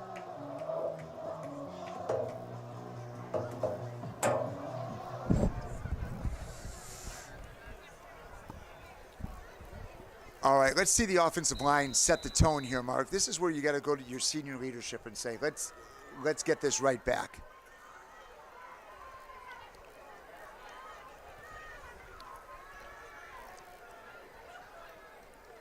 Kubaki hands off to Kane.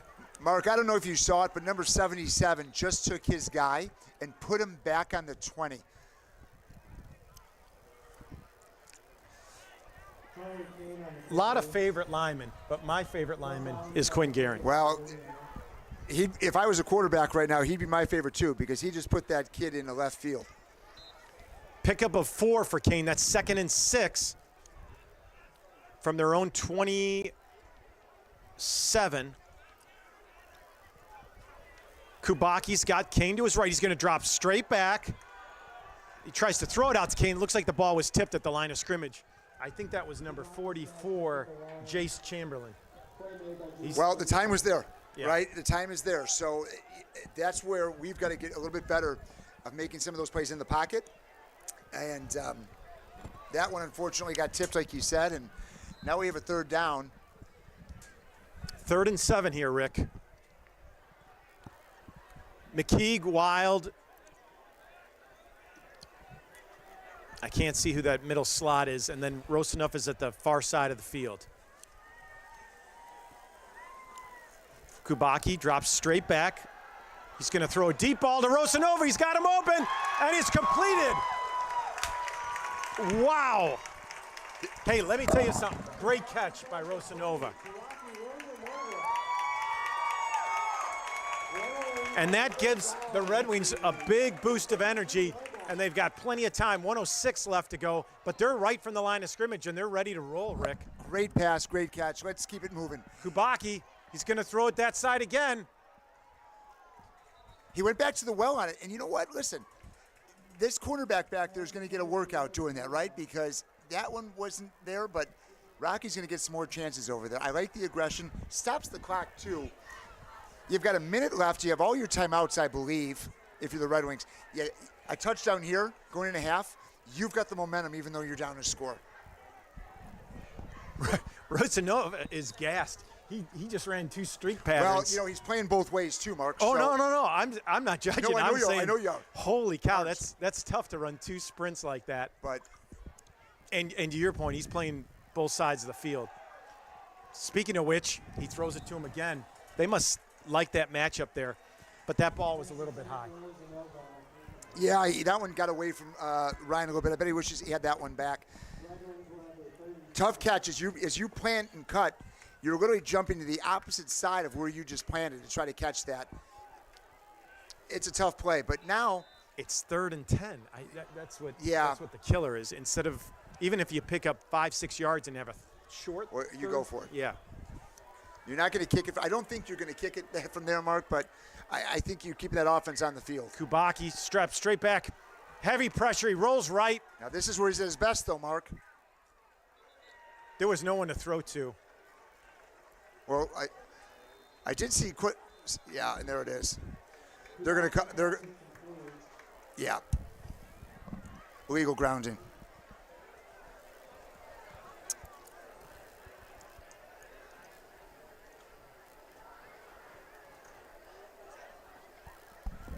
It's declined. So that's going to bring up a 4th and 10. Oh, ineligible man downfield. That's a tough play when your quarterback's running around back there, right? That one of these linemen gets called for it. More and more offenses are running this run-pass option. Yeah, it's a rule. I agree with you. And I've seen it called for us, against us, on other teams. I just think it's one of those things. There's so much time back there. They're going for Mark. They're keeping their offense on the field. Maybe call a timeout and think about what you want to do here. Unless they're trying to get them to jump. We're going to find out real fast. 49 seconds left to go in this first half. Benet trailing 17-3. 4th and 10 from St. Lawrence's 33. Kubaki drops straight back. And there's an interference call. I was just about to say that looked like there was some contact before the ball. Wow. That's a pass interference, as Mark had said, and a much-needed sigh of relief from this Benet crowd and this Benet announcer. Hey, we'll take it, Rick Aaron. And Mark, the thing is, if he doesn't bump him, I don't know if he's making that catch either way, but he came up just as the ball was getting to him, and there was pretty obvious contact there. That'll make it 1st and 10 for the Red Wings. 43 seconds left to go. Who was the receiver on that one, Mark? Rosanova. It was Rocky. Yeah. Okay. They clearly like that matchup on that side. Well, you know, fourth or fifth time they've tried. Here's the other thing, Mark. He's the senior that's been out there with the quarterback the most, so there's a comfort level there as well. But you're right. They see something, but they're not putting a second guy over there. And I think that's probably what Bennett's waiting for, so they can start looking towards the middle of that field. Luke Wild is here on this near side. Rosanov on the far side. He's looking rocky the whole way. Well, it looked a little high, and Rocky was trying to bring it down, but then he got a big hit. He was open. Again, he's beating this guy to the spot and cutting back. 2nd and 10.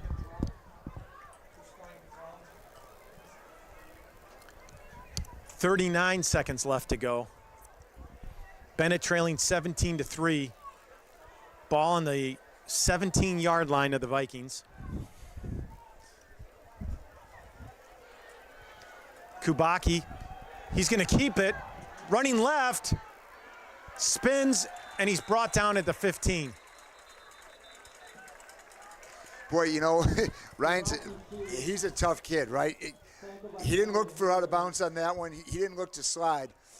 He looked to run the guy over. Benet takes a timeout. That's going to bring up a 3rd and 8.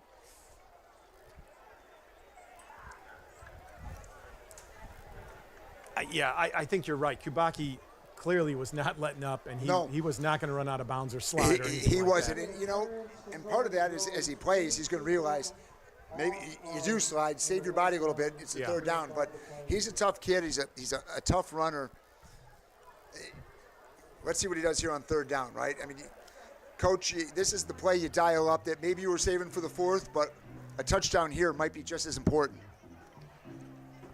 Clearly they like something with Rosen over there on the far side of the field. That would be my first thought. Second thought is, once again, some kind of middle screen, because this rush from St. Lawrence has been extremely aggressive. Let them come in, dump it over their heads. You're exactly right. There's a couple of issues where, sometimes that's a tough play for this no offense. doubt. The timing is incredibly tough. But if you pull it off, you're exactly right. You walk in the end zone, right?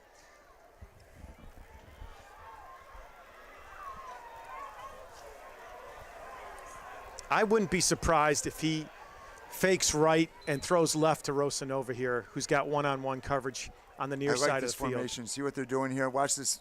He's looking at him the whole way. Good coverage there by St. Lawrence. I think Ryan had to throw that a little earlier than he wanted to. I think, as you talked about, that aggression from the front 7, they came with it a little bit, didn't give a lot of time. Flores is going to come out here for the field goal. Ball's at the 15, so that means the ball will be placed down at the 22, making it a 32-yard field goal.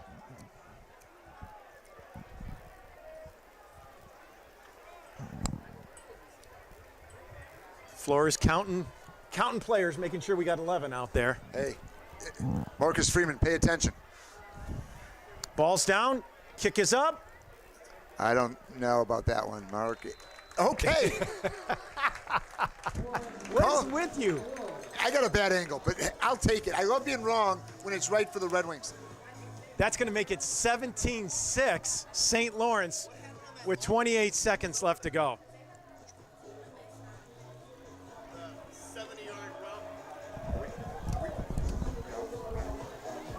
We're going to take a quick break. What are you talking?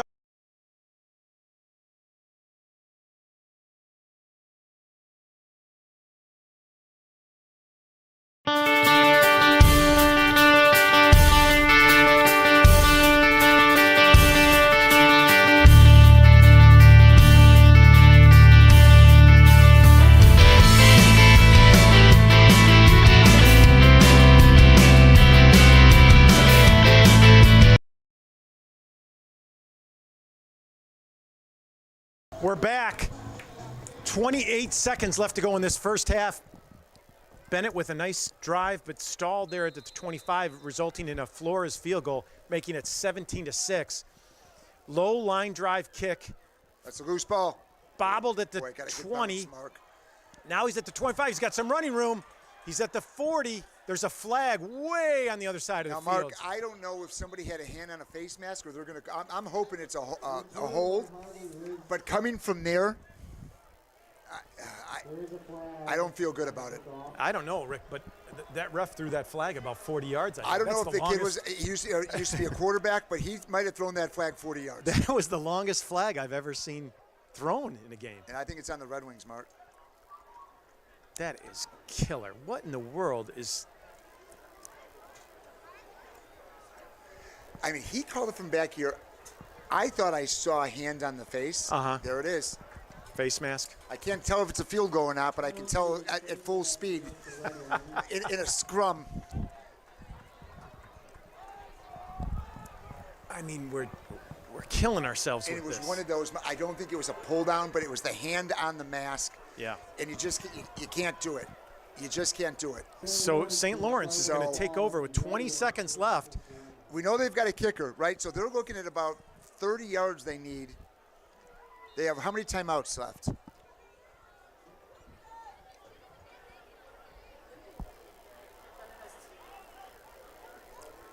Hand off the ball over the right side.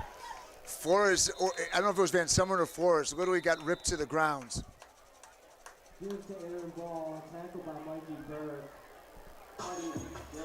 Middle linebacker Mikey Burke on the tackle there. Nice play.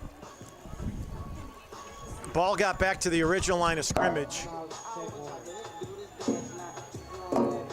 To answer your question, I think Laurence had taken one timeout previously, and I know we took one timeout. So I think there's 2 left for either team, or now one timeout left for Laurence.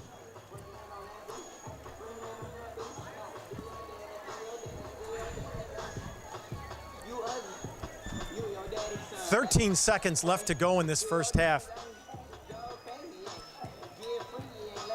Benet trailing 17-6. But Laurence has got the ball with excellent field position after a long return and a face mask penalty.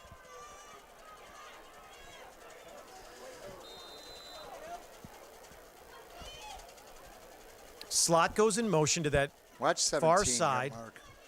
Ball now steps to Les's right.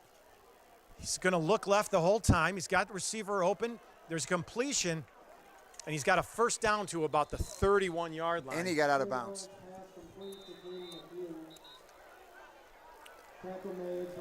There's a flag that just dropped out of the officials. So, timeout, St. Lawrence. You know that play is coming, right? As soon as the kid drops back, that's the play they like to run. They put those 2 receivers. You have got to fight through those blocks and come up and be more aggressive. You can't wait for the receiver to get his hands on you. By that time, the receiver's got all the momentum coming at you. So now you've got the guy blocking you, and you've got to go make the tackle. Exactly.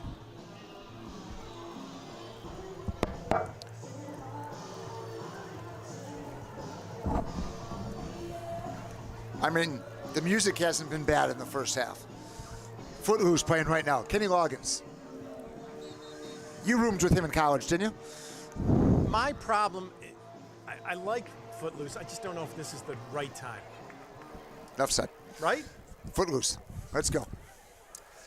1st and 10 for St. Lawrence. They're at the 32-yard line. I'm telling you, even right now, they're within field goal range. Yeah, the way he was kicking, Mark, in warm-ups, it's a little bit different when you got guys rushing you, but he showed he has the leg to do it, right?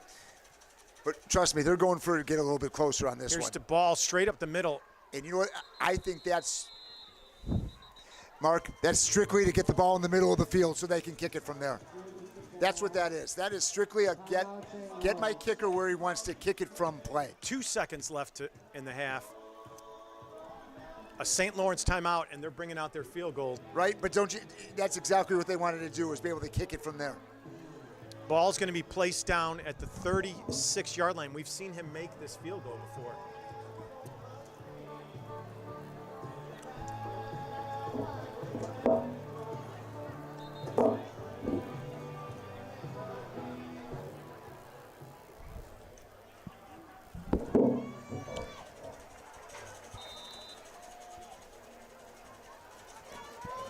Here's the field goal attempt.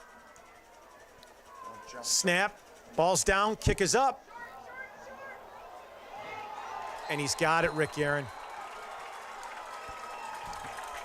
That's going to make it 20-6. And I'm not really sure why, but the clock says there's 2 seconds left, but that's not possible. So that's going to end the half. So we're going to take a break. Benet trailing 20-6. We've seen some good football here. We're going to get the ball in the second half. We're going to need to score on that drive. So let's come back at halftime, and we'll see you in just a few minutes. Thanks.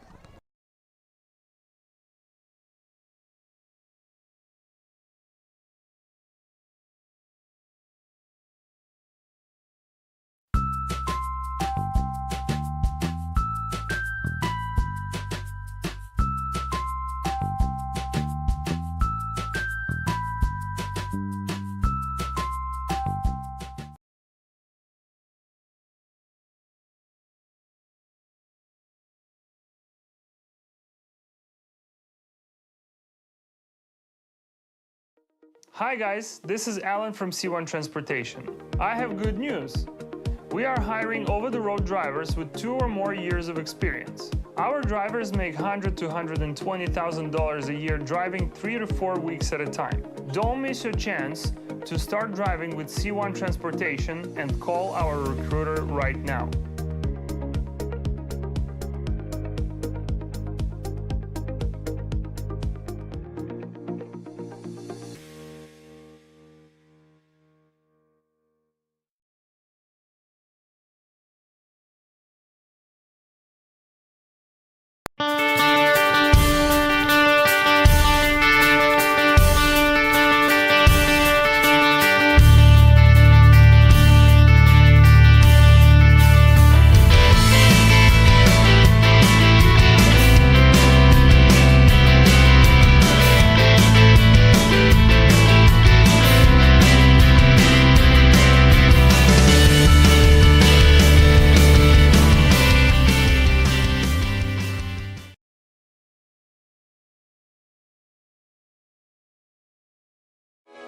Sports Broadcast Solutions is a broadcasting network for everyone. SBS offers live telecasts on channel 59.3, YouTube, or Twitch. We include pre- and post-game interviews with the players. You know, I started in the locker room. All the boys were getting going before the game and stuff, and we kind of found a little click at the beginning of the game, so I think that's what got us going. We also include digital live statistics, play-by-play commentary, team highlight reels, and even more than that. Go online to sportsbroadcastsolutions.com or search Sports Broadcast Solutions on YouTube. SBS, a broadcasting network for everyone. Sports Broadcast Solutions is a broadcasting network for everyone. At SBS, we offer a professional broadcasting experience for the non-professional athlete. Just like the pros, we offer everything for you. Play-by-play commentary. A no-hitter at Kane County Stadium. 15 strikeouts, 1 walk, 1 error, and that's it. Color commentary, highlight reels, recruiting videos, and much, much more. Unlike our competitors, we zoom in on the action and always have a live scoreboard with a live time code. If you're ready to have your next sporting event feel like CBS Sports, then make sure to call Sports Broadcast Solutions today. Our phone number is 330-957-7653, or you can go online to sportsbroadcastsolutions.com. SBS, a broadcasting network for everyone. Missing your child's sporting event just plain stinks. But you don't have to worry about that anymore, thanks to Sports Broadcast Solutions. SBS is a live broadcasting network, as well as covering your on-demand needs, recruiting videos, highlight reels, and much, much more. We can broadcast live to any website, and we also post as much on-demand content as you need. For more information about SBS, check out our website at sportsbroadcastsolutions.com. Sports Broadcast Solutions, a broadcasting network for everyone. Sports Broadcast Solutions is a broadcasting network for everyone. Let SBS broadcast your sporting event. We have experience and can generate excitement and permanent digital memories for your team. Tonight. That time, finally a goal for the Stampede. We have professional videographers using high-definition modern-day cameras, color analysts, and play-by-play announcers with state-of-the-art, Class C graphical scoreboards to keep you updated. Plus, we have commercials to advertise your team, club, or sponsor, and us. Plus, we do pregame and postgame interviews. Hi, everybody, and welcome to the postgame show brought to you by Marion Central Catholic. My name's Kyle Smith. Well, my name doesn't matter. These young ladies matter. It's senior night as the Hurricanes win a battle down the stretch, 48-46. Hi, I'm Carrie Kramer. I swim 50 breast, 50 free, and 100 back. Whatever your sports broadcast needs, we are at sportsbroadcastsolutions.com. Check us out and become part of the digital sporting world. Sports Broadcast Solutions is a broadcasting network for everyone. Instead of spending hundreds or thousands with all these college recruiting sites, let us put together your college highlight reel. For just a fraction of your potential college scholarship and significantly less than these recruiting services, we got this. In addition, we put together highlight reels for teams, including high school, your club team, or travel team. My teammate gave me a great pass, and I just took it. The other team slashed me, took the opportunity, saw where the goalie was weak, and I just shot it there. Solon, O'Connor, and Marsh back on defense. And Marsh gets a blowout. We got a breakaway at 2-0. Sports Broadcast Solutions is a broadcasting network for everyone. Sports Broadcast Solutions is a broadcasting network for everyone. SBS offers live telecasts on channel 59.3, YouTube, or Twitch. We include pre- and post-game interviews with the players. You know, I started in the locker room. All the boys were getting going before the game and stuff, and we kind of found a little click at the beginning of the game, so I think that's what got us going. We also include digital live statistics, play-by-play commentary, team highlight reels, and even more than that. Go online to sportsbroadcastsolutions.com or search Sports Broadcast Solutions on YouTube. SBS, a broadcasting network for everyone. Sports Broadcast Solutions is a broadcasting network for everyone. At SBS, we offer a professional broadcasting experience for the non-professional athlete. Just like the pros, we offer everything for you. Play-by-play commentary. A no-hitter at Kane County Stadium. 15 strikeouts, 1 walk, 1 error, and that's it. Color commentary, highlight reels, recruiting videos, and much, much more. Unlike our competitors, we zoom in on the action and always have a live scoreboard with a live time code. If you're ready to have your next sporting event feel like CBS Sports, then make sure to call Sports Broadcast Solutions today. Our phone number is 330-957-7653, or you can go online to sportsbroadcastsolutions.com. SBS, a broadcasting network for everyone. Missing your child's sporting event just plain stinks. But you don't have to worry about that anymore, thanks to Sports Broadcast Solutions. SBS is a live broadcasting network, as well as covering your on-demand needs, recruiting videos, highlight reels, and much, much more. We can broadcast live to any website, and we also post as much on-demand content as you need. For more information about SBS, check out our website at sportsbroadcastsolutions.com. Sports Broadcast Solutions, a broadcasting network for everyone. Sports Broadcast Solutions is a broadcasting network for everyone. Let SBS broadcast your sporting event. We have experience and can generate excitement and permanent digital memories for your team. Tonight. That time, finally a goal for the Stampede! We have professional videographers using high-definition modern-day cameras, color analysts, and play-by-play announcers with state-of-the-art, Class C graphical scoreboards to keep you updated. Plus, we have commercials to advertise your team, club, or sponsor, and us. Plus, we do pregame and postgame interviews. Hi, everybody, and welcome to the postgame show brought to you by Marion Central Catholic. My name's Kyle Smith. Well, my name doesn't matter. These young ladies matter. It's senior night as the Hurricanes win a battle down the stretch, 48-46. Hi, I'm Carrie Kramer. I swim 50 breast, 50 free, and 100 back. Whatever your sports broadcast needs, we are at sportsbroadcastsolutions.com. Check us out and become part of the digital sporting world. Sports Broadcast Solutions is a broadcasting network for everyone. Instead of spending hundreds or thousands with all these college recruiting sites, let us put together your college highlight reel. For just a fraction of your potential college scholarship and significantly less than these recruiting services, we got this. In addition, we put together highlight reels for teams, including high school, your club team, or travel team. My teammate gave me a great pass, and I just took it. The other team slashed me, took the opportunity, saw where the goalie was weak, and I just shot it there. Solon, O'Connor, and Marsh back on defense. And Marsh gets a blowout. We got a breakaway at 2-0. A shot, and a goal! So 3-3. The power play was officially over.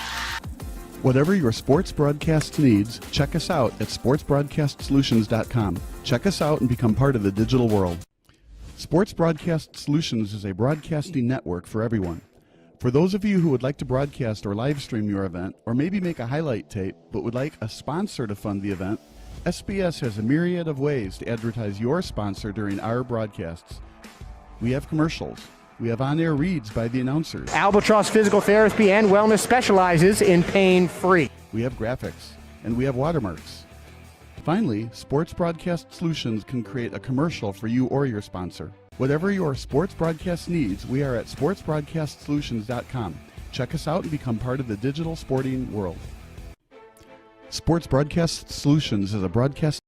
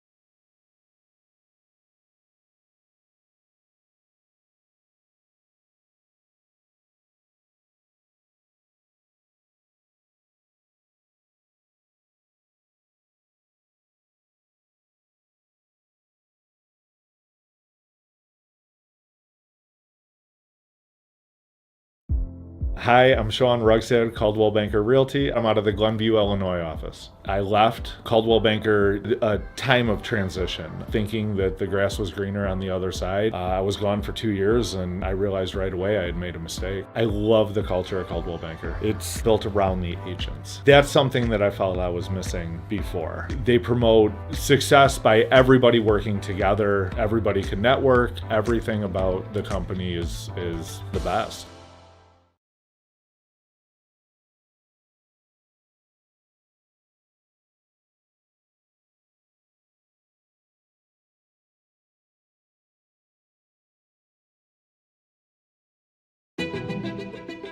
You are a seasoned loan originator. You've been around the block and have the portfolio to prove it. You should work here. You expect to be compensated fairly. You've earned the freedom to do what you're good at and the support that makes it possible. You should work here. You're a builder of relationships, a cultivator of trust, a deliverer of dreams. You should work here. You are a team player, a culture enhancer, and on most days, a smile provider. You should work here. We are Wintrust Mortgage. One of Chicago's top workplaces For the past 7 years in a row. And in case we haven't made it clear, We want you to work here.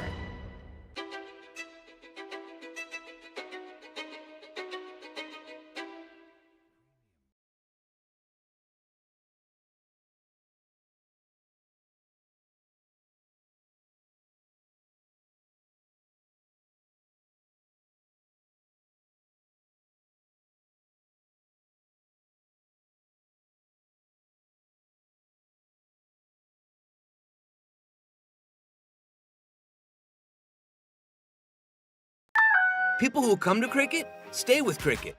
I'm a farm manager, and I'm always here. My service is reliable thanks to cricket. Reliable service deserves a free 5G phone. Smile, you're on cricket.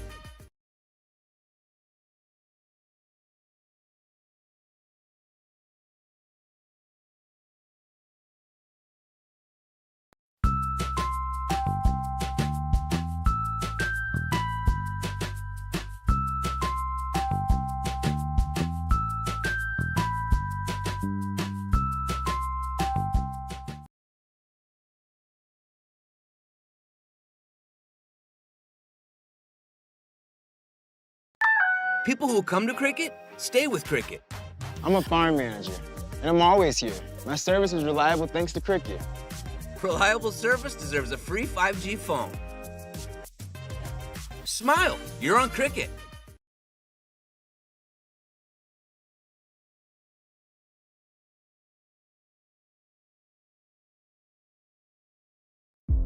Hi, I'm Sean Rugstead, Caldwell Banker Realty. I'm out of the Glenview, Illinois office. I left Caldwell Banker a time of transition, thinking that the grass was greener on the other side. I was gone for 2 years and I realized right away I had made a mistake. I love the culture at Caldwell Banker. It's built around the agents. That's something that I felt I was missing before. They promote success by everybody working together. Everybody can network. Everything about the company is the best.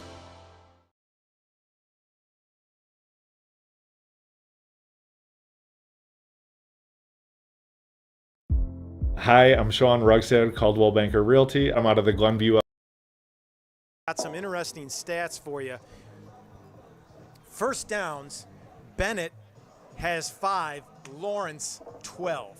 That's killer right there. Rushing yards, to no shocker here, 8 carries for 30 yards for Benet, 21 for 163. And I think Ball had 160 of those. Well, and half of those, in all fairness to the Benet defense, came on one play. 80-yard run. It's an 80-yard run because it was a kickoff return right from the 20s. So, not that it wasn't a beautiful touchdown, it still counts last time I checked, but half of those came there. Interesting passing yards, 57 for St. Lawrence, 85 for the Red Wings. And I got to tell you, I thought time of possession would have been much greater. It was 14:53 for St. Lawrence, just over 9 minutes for the Red Wings. Benet had the ball a long time in that second half. They had 2 sustained drives that actually took a lot of time off Mark. So that first quarter was all St. Lawrence, right? I think they had the ball 10 out of 12 minutes, if not more. Both teams going over to their respective sidelines. Bennett's going to get the ball here in the second half, and we talked about it just before halftime break. This is going to be a critical drive for Benet. They're going to have to set the tone here and get a score. Being down 2 touchdowns, it's just a killer when that. I just keep thinking about that 80-yard run. We keep them out of the end zone there, and we're only down by 1 score. I'd be very happy, Yeah. I still think that's. We need possessions, right? We need possessions. It's killer, but you know what? That's history, and we've got a second half here to deal with, and we've shown that we can drive on these guys. So we have to have a nice, sustained drive and cut that margin to 1 Mark, touchdown. it's a half of football. It's 2 scores. You're going to put the offense back on the field here early. And listen, they've shown that they can move the ball, right to your point. So, second half is a new beginning. That field goal at the end, it didn't mean that much. It really didn't, right? It was still going to be an 11-point game going in. So, you take that out of the equation and come have that nice drive you're talking about. Let's go, Red Wings.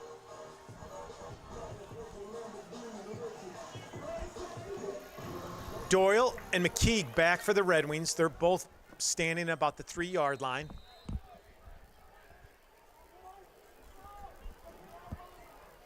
Nice high end-over-end kick. It's going to be fielded at the 1.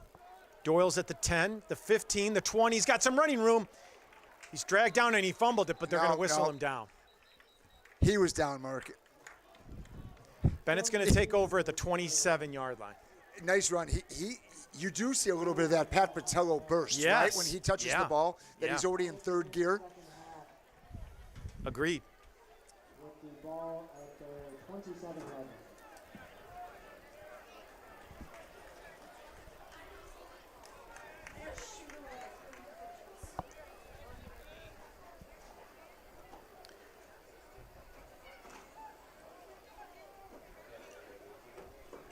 Charlie Kane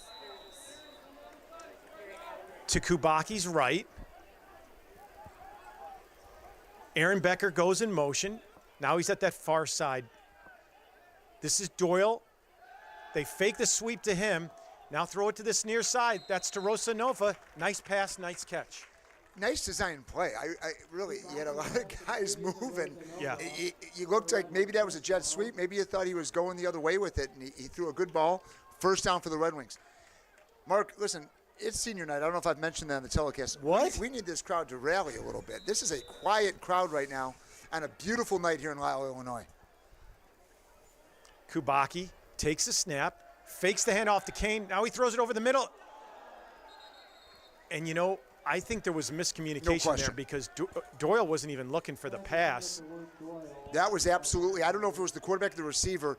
You know, Doyle just came up this week, or maybe it was last week, so. We're very fortunate that wasn't a pick. Something was off there. Yeah. That we're very fortunate, but that'll bring up a 2nd 10 from their 39-yard line. Kubacki with that hard count. Now he looks back over the sidelines.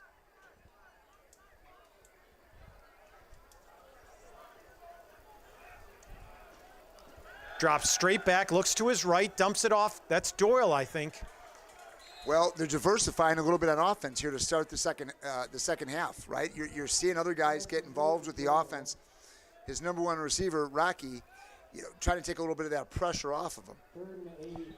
That'll bring up a 3rd and 8 for the Red Wings. They're at their own 42-yard line. I'm sorry, 41.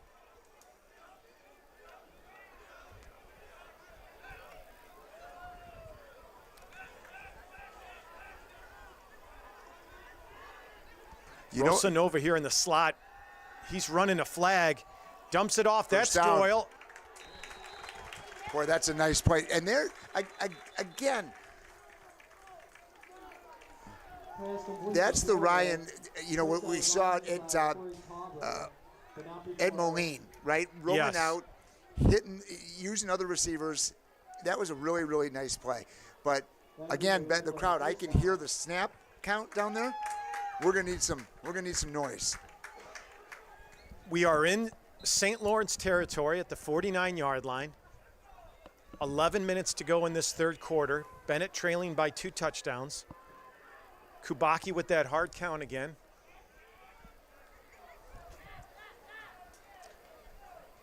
McKeague and Wild here to this near side of the field. Kubacki looks left the whole time. He's got some pressure, eludes it, rolls right. Now throws it out of bounds. Man, that looked like a late push there by Chamberlain. Well, you see a couple of the offensive linemen going over there to pick him up, get him moving. 2nd and 10 for the Red Wings now.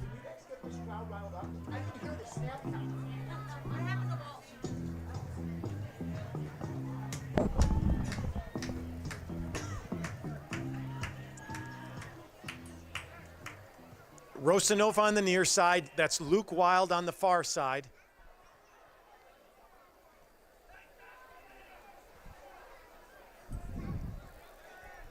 Doyle in the slot. Kane to Kubacki's left. Kubacki drops left, dumps it off to Kane on the near side. He's got some running room. He picks up in about 6 yards. That was a nice play, Rick. It was well-designed play. You got to sustain those blocks at the receiver position to keep pushing that down. We've been burned on that a couple of times on the other side.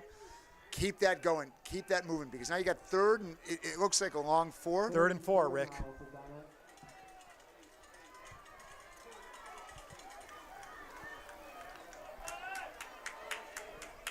This is a big play for the Red Wings, Mark. You're not in 4-down territory. There's a lot of game left in this, right?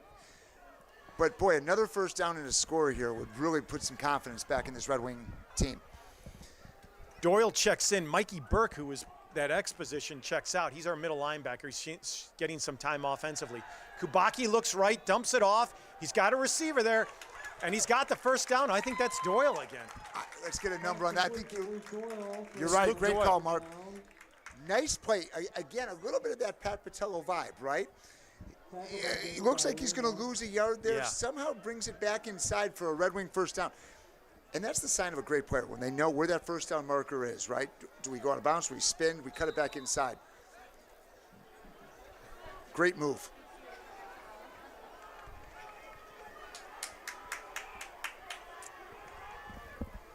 First and 10 for the Red Wings. That's a loud St. Lawrence sideline right now and a quiet Red Wing. And we've got to flip the script on that. Kubaki flips it out right to Rosanova. Picks up about 4 yards, I'd say. That's going to bring up a 2nd and 6. Maybe that's 5. Hey, you know where that extra yard came from? He could have stepped out of bounds. And he lowered the his shoulder. Yeah, no, that was very impressive. That was a tough run by Rosanova, I agree. Listen, he's getting plenty of time to throw the ball. He's throwing it to other receivers. This offense came out with a nice game plan in the second half. I see the senior, Colin McAndrew, calling plays over here. Looks like he's been doing it his whole life, doesn't he? Either that or he's asking what the ingredients are. Kane moves to the right. Kubaki takes a snap, looks right, now looks left. He got heavy pass rush, rolls right, throws it out of bounds.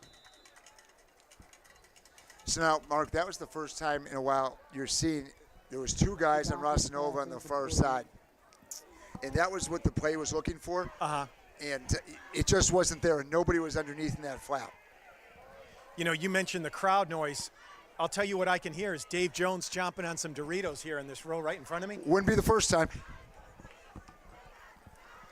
Rosanova split out to that far side. Luke Wild is right at the 30-yard lines there. Oh. He was looking for Doyle, and it was almost picked off. Defended by Timmy Allison. Yeah, that was a dangerous throw, right? He threw it inside of the receiver. He throws it outside about another half a yard. He probably has a first down. 8:45 left to go in this third quarter. Benet Not a game with left, 4th Mark. and 5. But this and they're is going to still go a big for play, it. and I like it. It's too far for a field goal. Well, you're in no man's land. You're not going to punt. Let's get a first down. Kubaki drops straight back, tips it out to Doyle, but he's going to be short of that first down. Yeah, and you can see it. They actually gave him a favorable spot, and he's still short a yard. So that's going to be a turnover on down. They blitzed the inside linebacker on that play and came right through the right side of the tackle and the guard, and he had to get that ball off maybe a second quicker than he wanted to. So what started as a promising drive there, unfortunately, is a loss of downs, a turnover on downs, and St. Lawrence will take over with 8:38 left to go in this third quarter. Lawrence with a 20-6 lead. Mark, I'm going to be interested to see, how do you play ball differently? You know, seeing him on tape is one thing, and then you play a whole half against him, right? Yeah. 90% of his carries are going inside, but then when he showed he's got the speed to break it outside. And what's the first play they do, Mark? Now that's an illegal block on 17 that they're not going to call. Yeah, 17 had an illegal block on Rosanova, if you look on that far side. It's right there. But first down. He's shown he's got the speed to go outside, and now they're going to pound it inside. Ben Jones on the stop. Ben Jones, nice tackle there.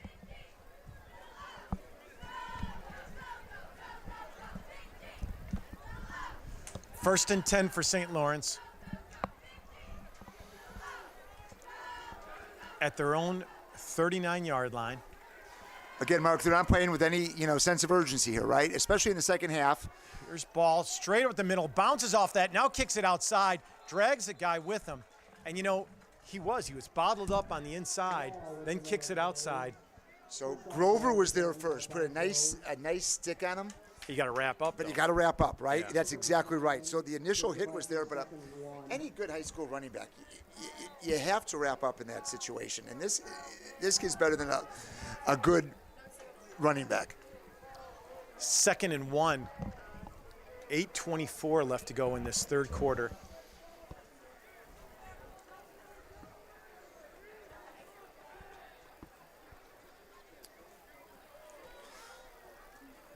Hand off the ball. He's going off this near side. He's got a first down, though. And even, there was some nice pursuit there, but Mark, you might not see them throw the ball in the third quarter, right? Because they don't have to. They're getting the first downs. They're moving the chains. They're taking their time calling the play, right? Which they were in the first half. Right. They didn't change anything that they're doing. Until you stop that 5-6 yard run by Ball. That's exactly. Just do it and you gotta again do it two and times again in a and row. again. Yeah. Right? And make them make a decision. We're going to pass here, or we're going to run. Here's Ball straight up the middle. There it is.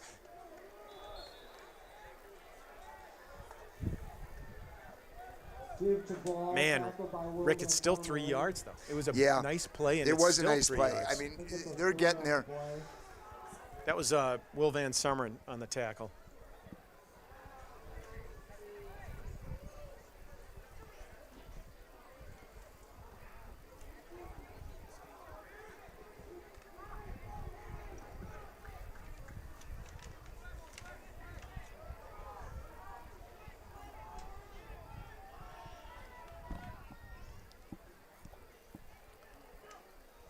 Hard count.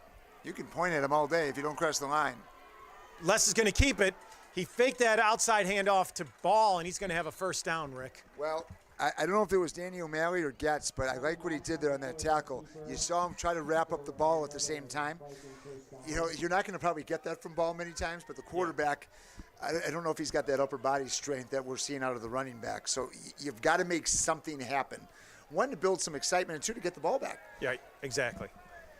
Yeah, your point, in all seriousness, it is so quiet in the stands right now. Les looks left. Now he's scrambled. Now he dumps it off. There's about 2 or 3 flags, Rick. So this is going to be a hold, and you're going to take it. Because right there, the kid can kick a field goal from. Flag on the play. Nice stick by Getz there at the end of that play, too, on the receiver. Yeah, you could hear it up here in the Now, you got to take this, right? This is, yeah, it's a no-brainer. Holding against St. Laurence. A field goal puts you back 3 scores, Mark. So really, you are playing a little bit of the field position game here.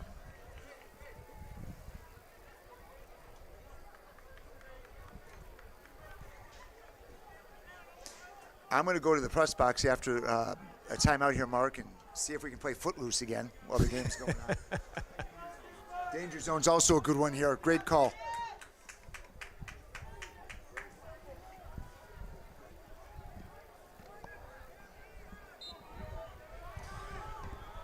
Well, Mark, it's first and a long way, right? So you're putting them in a position. Maybe we're going to see them throw the ball a little bit more here. But watch this.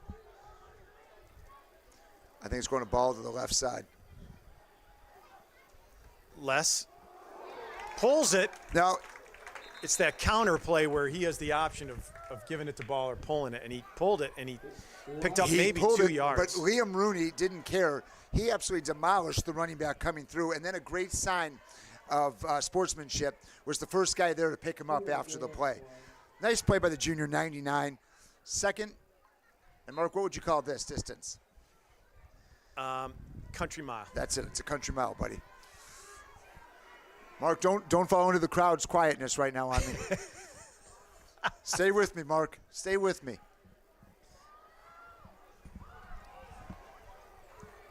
It's 2nd and 19, Rick. And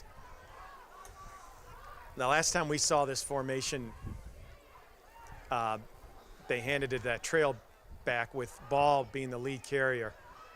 He's going to drop straight back. He's going to look for a screen over to Ball here on this near side. Great play, and there's a fumble, Rick. They're calling him down. So they called him down right away. That guy had blown the whistle. Nice tackle by O'Grady on that one, though. He was right there to make the play. Now, Mark, if you're the Benet defense, you're treating this like a 3rd and 10. Okay, you're not looking at 3rd and 20 because if he gets 10 yards, he's in field goal range, right? Exactly. So you're playing this differently. Even though the sticks say one thing, you have got to play this like it's a 3rd and 10. No, it's a great call, Rick.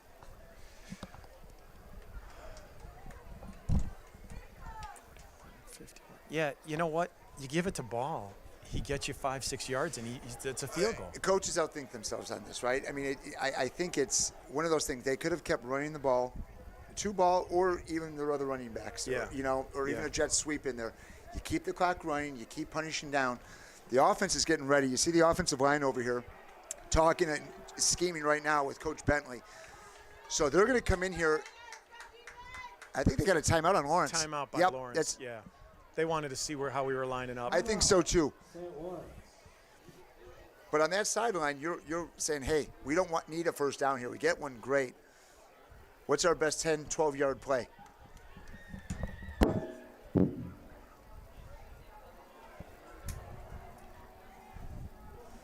They have not run it a lot, but, man, if I've got to think Benet would be keen on ball. And if I'm St. Lawrence, I run a play action. Well, Mark, that's what we were talking about earlier in the game, and I thought we'd see more of it, but quite honestly, we haven't had to.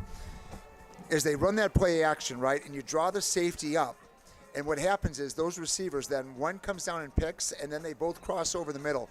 And really, right about the 20 or the 15-yard line, it was wide open, and they had some success with this against Providence. And I wouldn't be surprised if that's what you're dialing up right here, right? Because I don't care if you know that play is a possibility, you're going to dive at 6.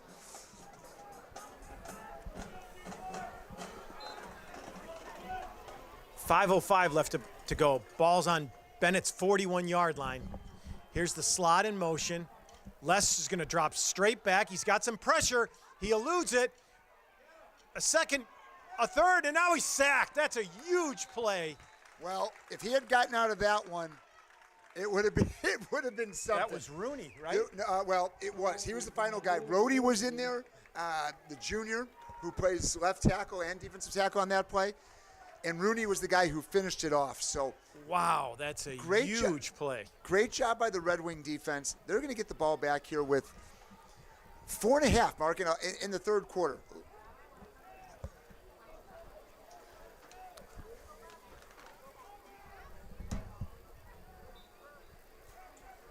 No, nothing crazy here. Just field it.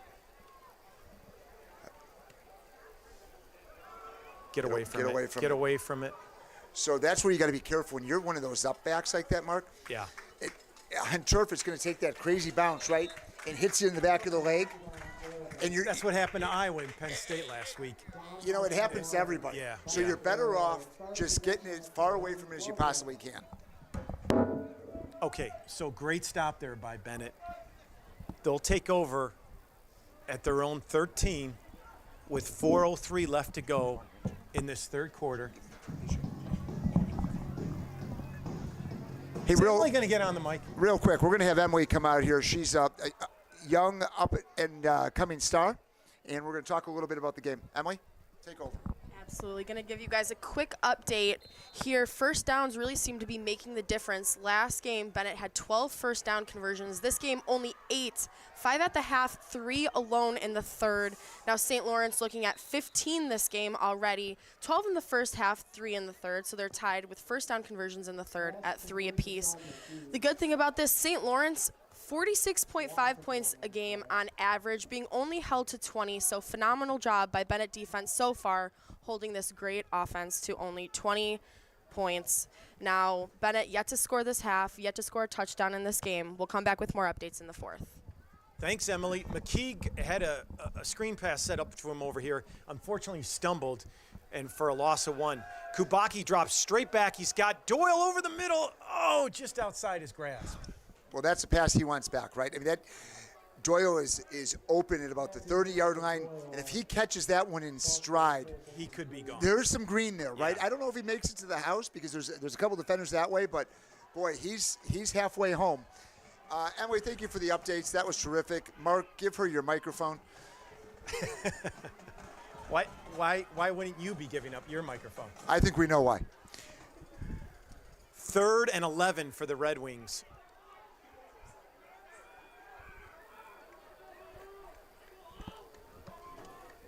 Kubaki standing back on his 6-yard line. There's Becker that goes in motion. Kubaki looks straight back, looks right. He's got a receiver. Oh. And he's got the first down, Rick. Yeah, boy, that first step back made me a little nervous, right? I heard the moan. You said, oh. Yeah, I felt like I got gut punched on that. That was McKeague with the catch. It was. Yeah, I thought it was 21. That was a great job. Wow. Well, I'll tell you, Mark, there's, like I said, a lot of time left, but that was a needed first down because if you're punting from your end zone, you're giving them half the field, and that's going to be a tough thing to stop. 3:05 left to go in this third quarter. Benet trailing 20-6. They're at their own 26-yard line. Kubaki now fakes it to Kane. He's going to look deep down the middle of the field. Oh, and he just underthrows Doyle. That was open. Yeah, that was open. It was interesting. Doyle didn't break off his route as the ball came in short. Because I think if he cuts behind that defender, again, yeah, it's right there. 2nd and 10 for the Red Wings. I wouldn't say we've abandoned the run here, but we're taking some shots with the passing game, and they're there, right? We see some openings on this defense. Without a doubt. And he has not thrown to Rosanova. Well, now there's your run, and unfortunately it was bottled up right from the get-go. Yeah, I think they tried to trick him. Yeah. And St. Laurence wasn't having anything to do with it, right? And now you put yourself in another 3rd and long. 3rd and 12 for the Red Wings. 2:20, and the clock is running. Left to go in this third quarter. Lawler back in the game. Look at Rosanova on that far side. That's the matchup they liked before. Yeah, but Mark, they're cheating that safety over on him a little bit more. Kubaki steps up in the pocket. Well, he might have got a little help with that tackle, another yard and a half. Yeah, but he's still going to be about 2 or 3 yards short, I think, Rick. This is dangerously close to a decision. And they're going to bring the punting team out. So there's that decision. Yeah, it's 4 yards to go. But I would love to see Becker just really nail this kick and push him back, Well, listen, a fake here. Everybody on the St. Lawrence sideline is looking for it, right? Yeah. You see the way they're lined up. They still have a guy back, but they're watching that up back in case it's direct snap, and you just don't. If you're going to do it, you keep your offense on the field, I think. Great snap. It's a nice punt by Becker. Fair catch at about the 34-yard line, and that's where they'll take over. Yeah, that's a nice long punt. But tough play when you run it. You put your quarterback back in a 3rd and long situation. It's interesting, though. You brought it up. Although there was that one run play, definitely much more pass heavy here in the second half so far. And listen, it's there. The passes are there. Yeah.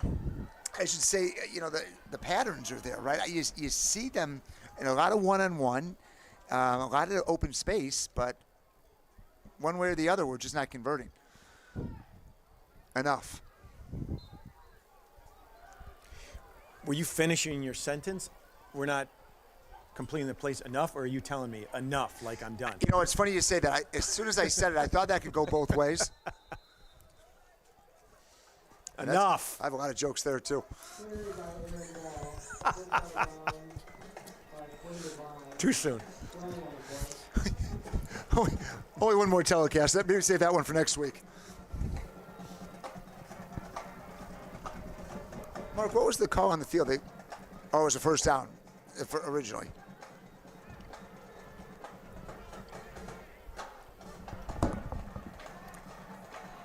First down. Flag is a face mask against Benet. That will give St. Laurence a first down. With the penalty, Laurence will take over from their own 46.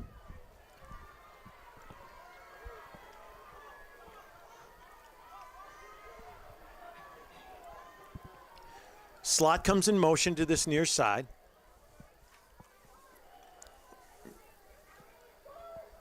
Now their X-back goes in motion. They hand off the ball over the left side, and he picks up about 3 yards. Well, we're going to see a heavy dose of that in the fourth quarter, right? I mean, they're going to just keep going to the well on that play here in the fourth.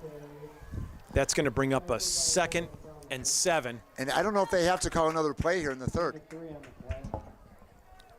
No, to your point, let the clock run out here and start the fourth quarter up. And that's what they're going to do, Rick. So as this third quarter comes to an end, Benet trailing 20-6. We'll take a quick break.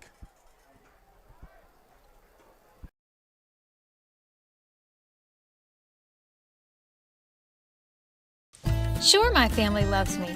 They bought me this sweet new collar. My dog bowl is always full of Fido's finest. Heck, they even take care of the personal stuff on my walk.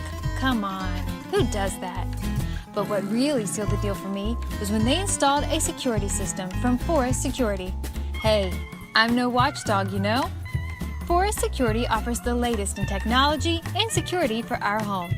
Yeah, I'm pretty good at keeping an eye on things, but I also have stuff to do, like sleep and socialize.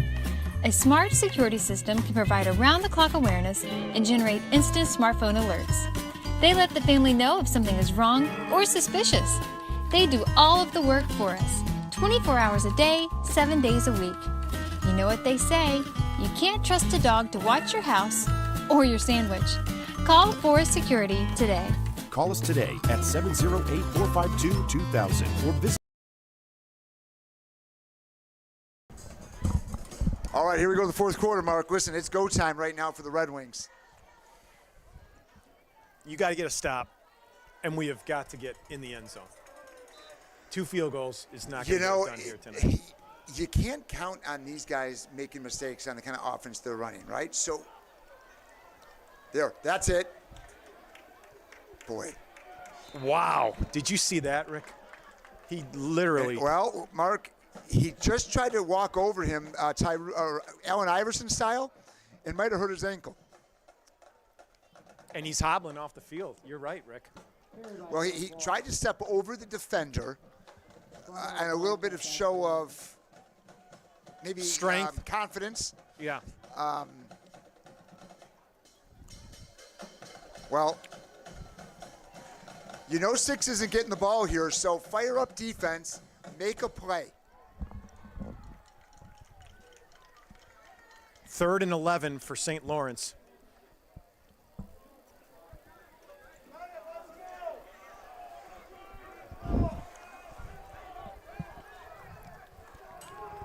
Now you hear some noise, Mark. This is the first time. Harley Riz now in starting at to hear it tailback. on both sides a little bit.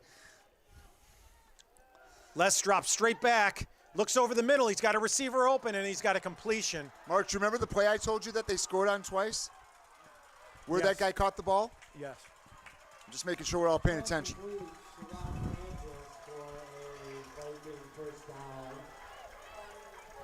Yep.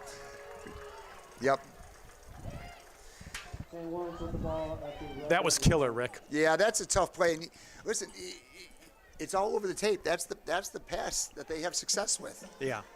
So what is the safety supposed to do there? You've got 2 of them. One of them is supposed to be right there in the middle of the field where that guy's coming over. And I didn't see anybody within 5 yards. 1st and 10 for the Vikings at the 11-yard line of the Red Wings.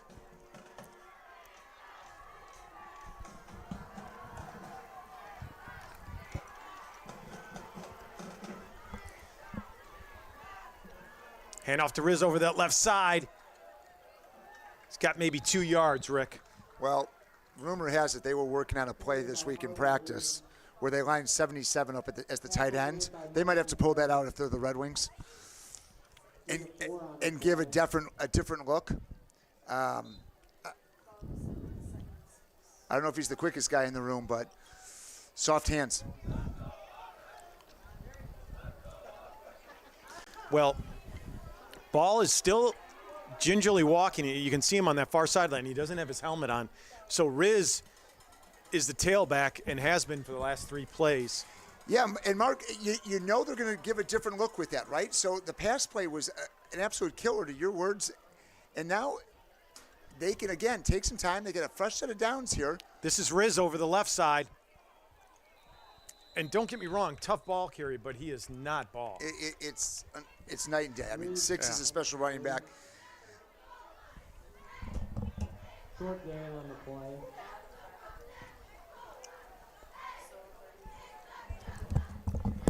3rd and about 5 yards, maybe 6, Rick.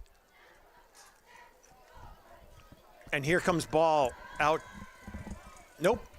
They had him about halfway out, and they pulled him back in. Well, he's limping back, too. I mean, you don't want to injure that more. You know, you're 4-1. If you win this game, you're 5-1. There's still a lot of season. You got the last third of the season still to play, and then the playoffs. 8:48 left to go in this ball game.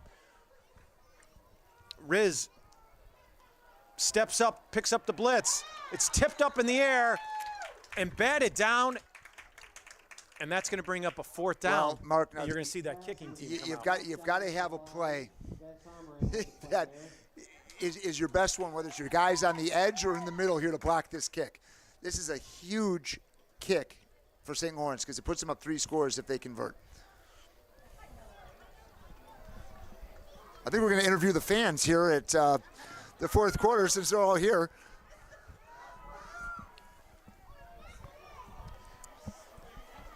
This is a 23-yard field goal attempt.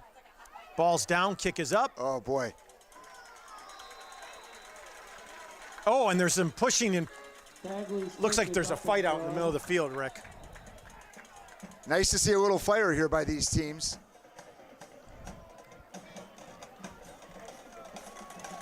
Listen, you need that. You need a little energy. These guys work hard all week. There's gonna be some of that. I don't know if a flag was there. The officials are conversing. Yeah. With 8:34 remaining. So St. Lawrence takes a 23-6 lead. And Rick, as you pointed out, that is really unfortunate because now it's 3 scores. Yeah, you got to score fast. You know, you got to score. You got to have some luck. Now the coach in St. Lawrence is coming out. He's very upset about what's going on here. The officials are talking to him on the sideline.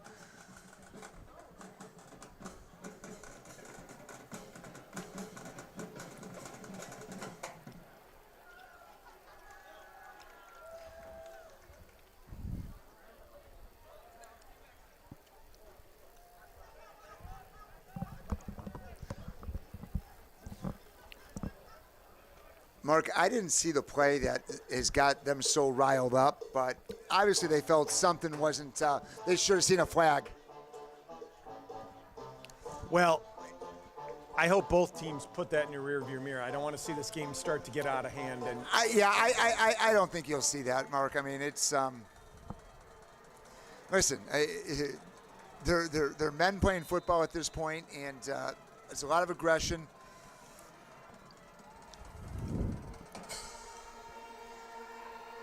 But you might ball see fielded at the 10, at the 20. This is McKeague, and he's brought down about the 27-yard line. That's where the Red Wings will take over with 8:27 left to go in this ball game. Currently trailing 23-6. So that's 3 scores any way you carve it out, Mark. So you're going to have to score fast. You're going to have to get a kick somewhere down the road and be very, very smart about your timeouts if you want to win this game. So next week is a day game, Mark, here in the season home finale, 1 o'clock versus St. Pat's. You'll be here for that one? I'll be here. All right. Have we ever done a Saturday afternoon? We have, and I can tell you it was a playoff game. I drove back from Detroit because I had to rent a car in the rain, but I was here. Kubak, rolls left, now throws back right to Rosanova, picks up a block. Now he's at the 40, the 50, makes another move. He's at the 40, cuts back. Great run by Rosanova. I'll tell you what. Now, we talked about a quick play, right? What had to happen? Move the ball down the field. You just saw it on the senior, 18. Bring the ball down. Nice play. Now get right to the line and call another one. Yeah. Time is your enemy here, right? So let's keep the ball moving. And they're calling screen on the other side, right? They've scouted. Go over the top.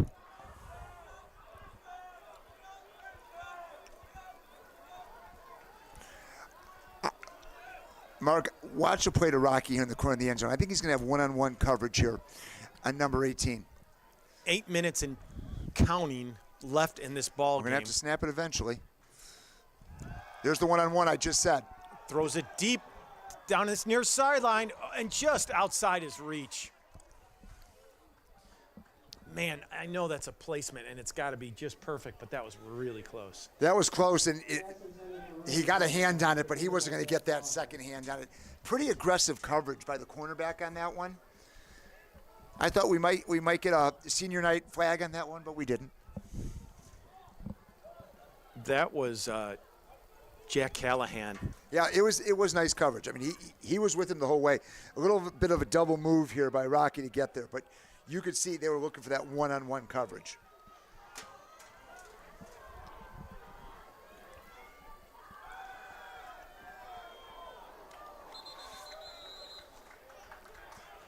They were looking for Doyle on that quick bubble screen, and I think to borrow one of your lines, Ryan had to throw that a little bit earlier than he had hoped for, and the timing was all off then on that play. Mark, do you have Max? Used to be called HBO. Yes. There's a show called Winning Time. Have you seen it? Of course. I'm about to go like Jerry West during this game when he can't contain himself on some of this, what's going on here. 3rd and 10 for the Wings. Ball is at the 30-yard line of St. Lawrence. Kubaki drops straight back, looks. Now he scrambles out of the pocket. Okay. Unfortunately, it looked like Rosanova bobbed. I don't know if he had it either, but boy, Mark, the time was there, right? So you got to let go of that ball. Yeah. The time is there. You're in the pocket. You're 4th and 10. Jerry West. Yeah, ladies and gentlemen, thankfully, Rick did not go Jerry West in the booth here. 4th and 10. Benet desperately needs a first down here. Yeah, this is a must-have. You got Rosanova with the matchup with Callahan Auto Parts here on the near side. Does his family really own that? He's short of the first down, Rick. He's short. Well, Mark. Well, caught by Rosanova, but he is short. So that's going to be a turnover on downs. Rosanova caught it. He stumbled a little bit and then was brought down. He fell about a yard short, unfortunately. Now you got me thinking about going Jerry West. I mean, I'm 4 seconds away. It's close. It's close. All right, ladies and gentlemen, 7:29 left to go in this ball game. And look who's back on the field, Ball.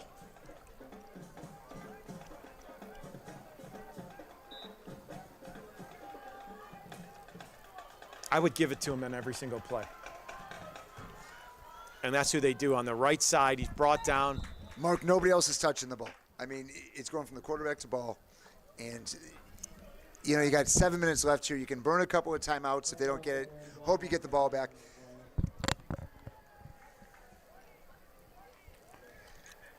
Second and 10. Ball is at the 22-yard line of St. Lawrence.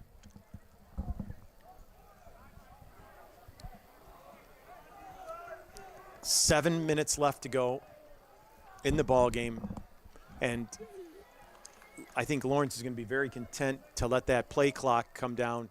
You know, Mark, Laurence has had the same game plan the whole game. I think there's a couple of plays you can definitely look back at where this is, but that last touchdown with the 3rd down with ball out of the game. And look at this, ball breaks 1, 2, 3 tackles. Guess whose ankle feels better? Wow. He literally broke 4 tackles there on that run to pick up the first down, Rick. He started over the right tackle, cut back, and as he came across the middle, broke multiple tackles. Sounds like there's some Ben Jones fans in the audience.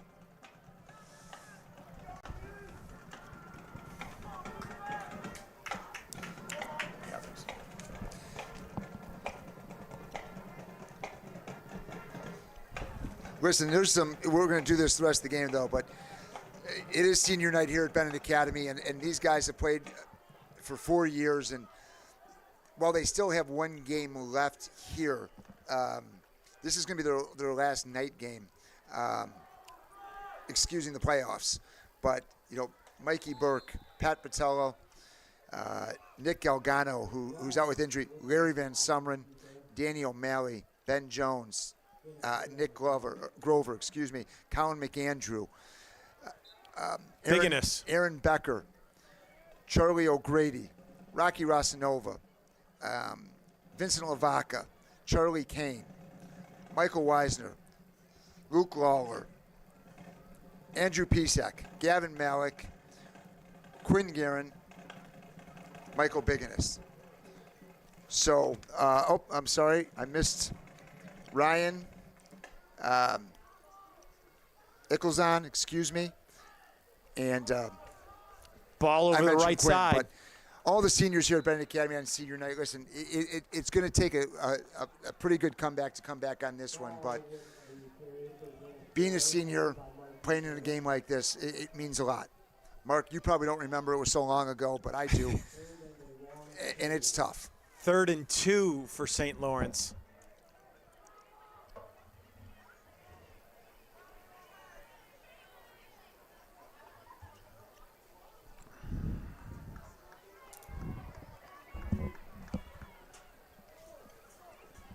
Mark, looking at this game, which is down to the last 4 minutes, right, and 3 scores, which is, I'm not good at math, but it's going to be tough. You've never been strong at math. Never been strong at math. What do the Red Wings have to do next week to get back on the winning track and go 4-3 against St. Pat's? What do you think? You know, I think establish the run game more. I think that was one thing we did well against De La Salle. As you pointed out, that run game opens up your pass game then. And I totally agree with you. I think the routes have been there, and there have been opportunities in that passing game. But any offensive coordinator will tell you you've got to be able to run the ball in order to pass the ball. And I'm sure Coach Harmon would say the same thing. You know, Kane was banged up a little bit last week, but he's healthy again.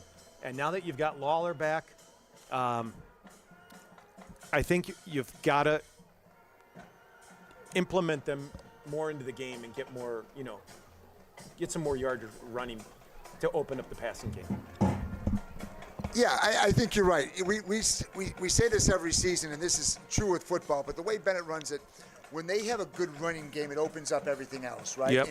And Kubaki, a little bit of a different animal, runs out of the pocket a lot, can throw on the run, and he's a runner himself. But, you know, the Benet teams that we've seen in the past who have that guy who is automatic 3-4 yards, right? Pushing it down and opening up shorter pass plays where you weren't playing in 3rd and long is really what they have to get back to next week. And I think they will. Jet sweep over that right side. They're going to have a first down, Rick.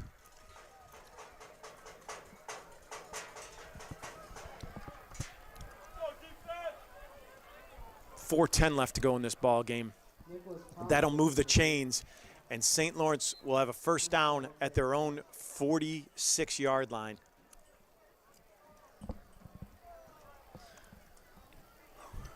Lawrence's only loss was to St. Francis? Yeah, St. Francis, I believe, 41-24 maybe. Can we have one of our fact checkers check on that one? Who's got a St. Francis, St. Lawrence score? Week 3, I think. St. Lawrence. Who's score? Hand off the ball over the right side. He's got some running room, and he's got another first down. He picks up 11 yards.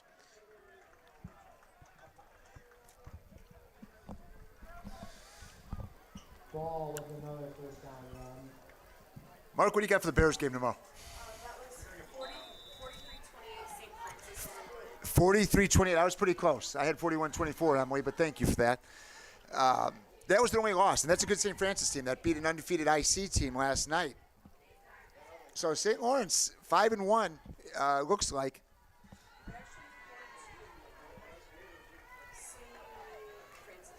St. Francis 4-2. They've had a couple big wins in a row, though. They lost they beat Joliet Catholic, and then they Les hands off they beat the IC, ball. 35-34. He's hit quickly, and who was the stick by, Mark? Did you see it? I think Burke and Rooney were in on that. Okay, one. Rooney's been all over the place tonight. He's had a really, really nice game. Timeout Red Wings. With 2:52 remaining and 4 remaining. St. Lawrence Benet takes a timeout here to stop the clock at 2:52. If you noticed, I completely ignored your question about the Bears because I can't even talk about them.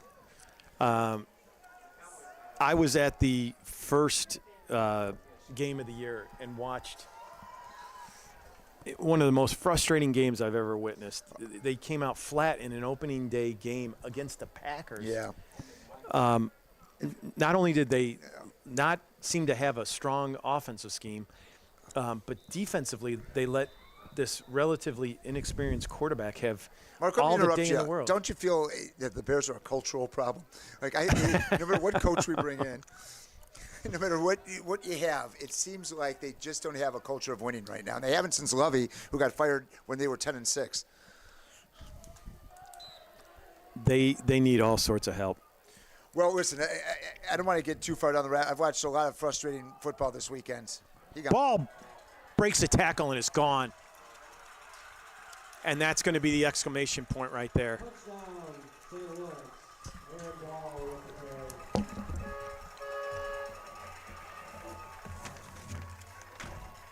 carry. Ball went over that right side. And he was gone after that.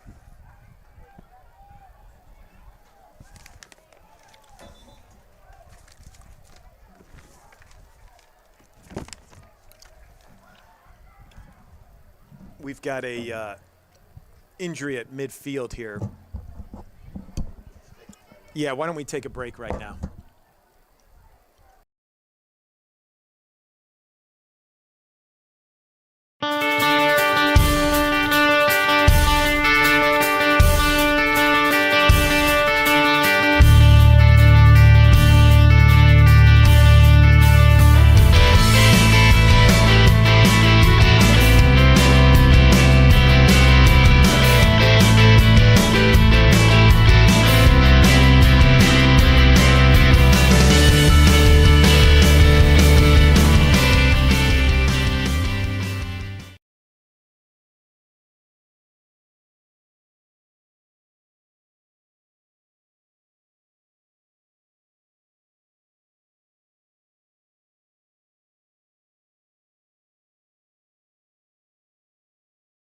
For that defense, right? So A lot deflating. You just missed some really good stuff.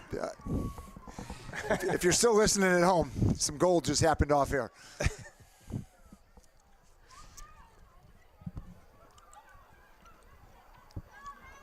St. Lawrence attempting the point after touchdown to make it a 30-6 ball game. Kick is up, and it's good. I was saying earlier that how impressed I am with Ball as running back 90% of their offense. Their other 10% comes from that kicker. He's a weapon. Oh.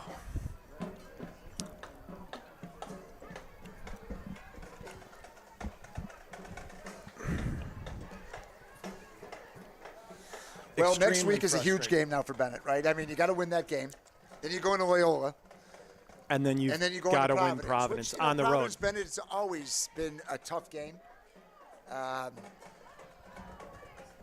Did you play Providence when you were there? You would have been the first year probably when they played Providence, or maybe the second year. My senior year was the first time we've played them, I think. I think that's right. And then they were on the schedule for the Red Wings for, 12 straight years it felt like. Easy, yeah. Yeah. Some really good teams, some good rivalries. It'll be fun. But first you got St. Pat's, then you got to roll into Loyola. That's always an easy one. And I'm just kidding if anybody from Loyola is listening. They're a great program. Yeah. That's what we need. Bulletin board material for Loyola. They're outstanding. They're fun to watch. I got to see them earlier play against Naperville North, and they're a heck of a team. They've got a program, right? Yep, they that's have right. got an excellent program. Their freshman team, their sophomore team. Top down. Yeah. Very impressive.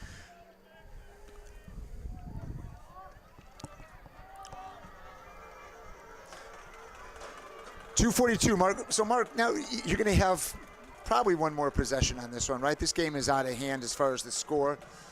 Are you just running clock at this point and getting your team off the field? Fielded at the 30. Boy, that's a nice catch. Mark, have you ever wrapped returned up a at kick? the 35? So now you're seeing, and they're not cheering because of their play. You're seeing some other kids come in the game for St. Lawrence, and maybe you're going to see the same side at Benet, especially here. Bring some kids in who haven't gotten a lot of playing time during the season. Give them some touches. They don't care what the score is. They just want to go out there and play. Lawler's coming out at tailback. Kubaki's still in at quarterback. Do you see 77 in the game, Mark, or are they lining him up at tight end? I see him over here. So the two senior guards, Guerin and Biggins, over here talking, played together for a long time. Kubaki drops straight back, now dumps it off to Rosanova at the 40. Gets out of bounds at about the 44-yard line. Pass complete to Rocky Rosanova.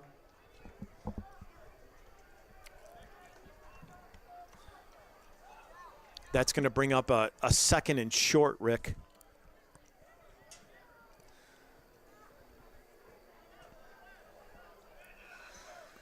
Well, after this game, you look at it in thirds, right? You've got your first three, your middle three, your last three. Pats, Loyola, Providence. That's the way you got to look at it after this game. You know, film probably won't be fun on a couple of things, but Mark, I didn't, other than some breakdowns on the defense on some of those long runs and that pass play, I thought the defense was right there. You're playing against a strong physical back that kind of pounded on you, right? So offensively, I think you got to look at some of the timing a little bit with some of these new, younger receivers. Yeah. Right?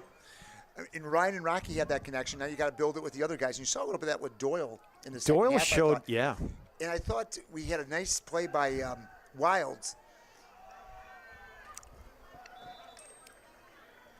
There's Wilds Speaking right of there, Wilds, number yeah, 17. Wild was running a slant there, and they had him. Just a little high, unfortunately. He was open.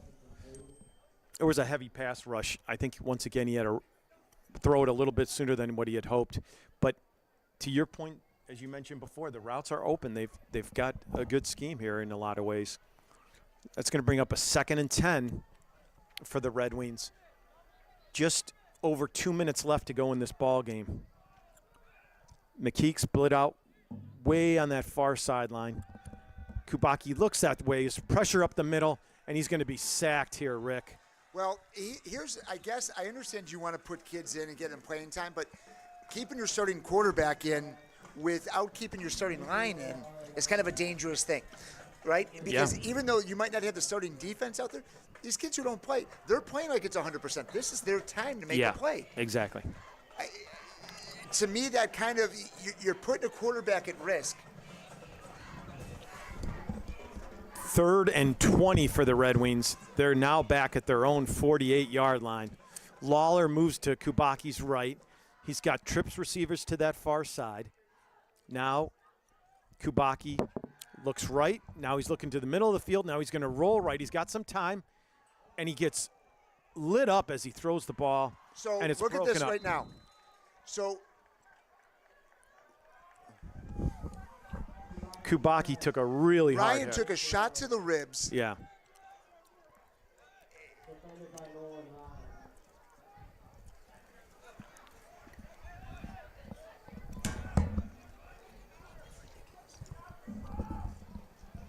Becker coming in to punt.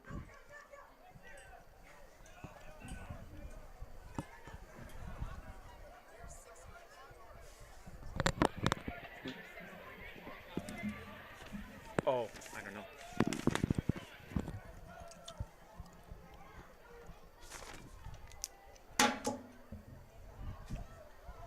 Benet kicking with 1:15 left to go.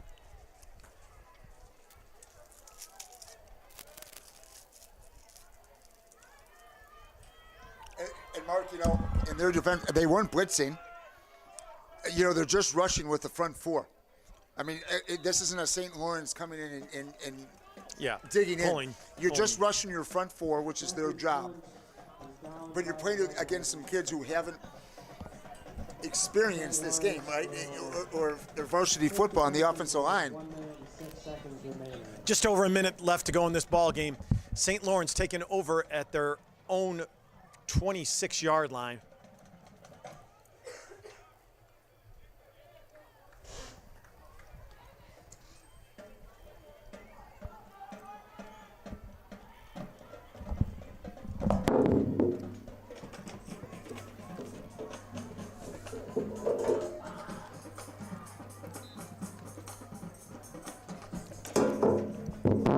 Risen at tailback. Les And that's the right thing to do, and that's the right play, and that's a class move by St. Laurence. You take a knee, you run it out, you line it up, you go home.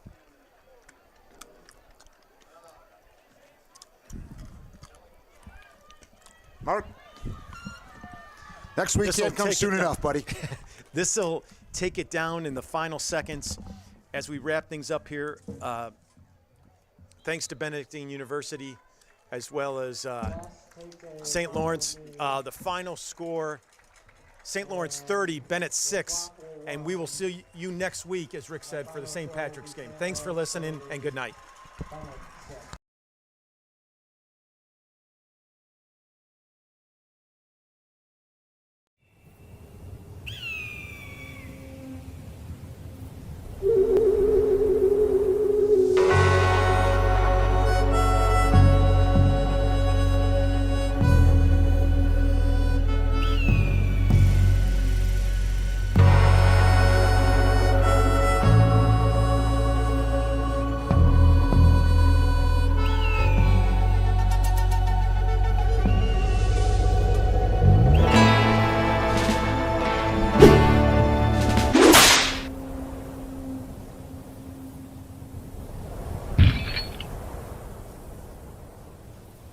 There are only two kinds of people in this world.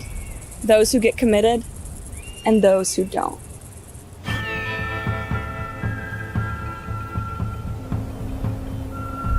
Before you find yourself in a housing standoff, get committed. Visit our website to learn more.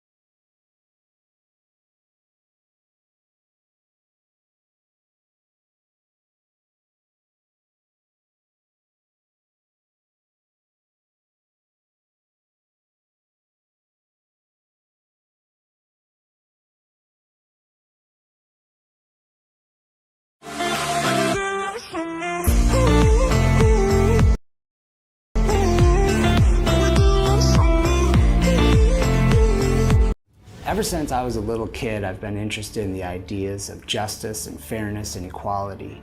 That's why I became a lawyer. I have the opportunity to advance these ideals. Now more than ever in our world, it is important that we highlight these issues. It's important that we fight for these issues. And my clients know that Keating Law Offices will not just fight for them, but they will fight for these ideals.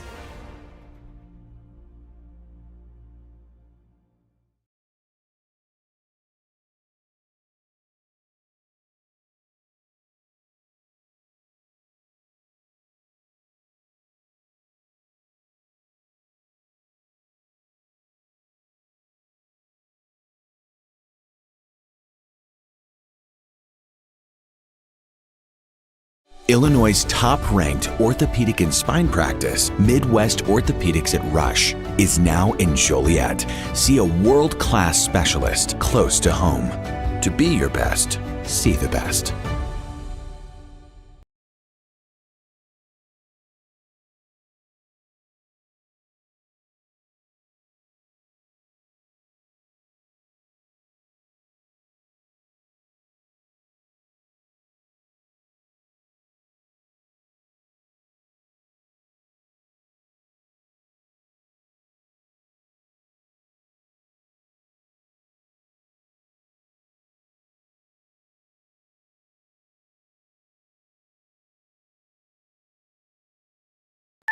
People who come to cricket, stay with cricket.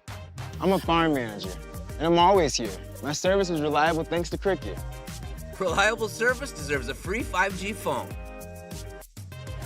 Smile, you're on cricket.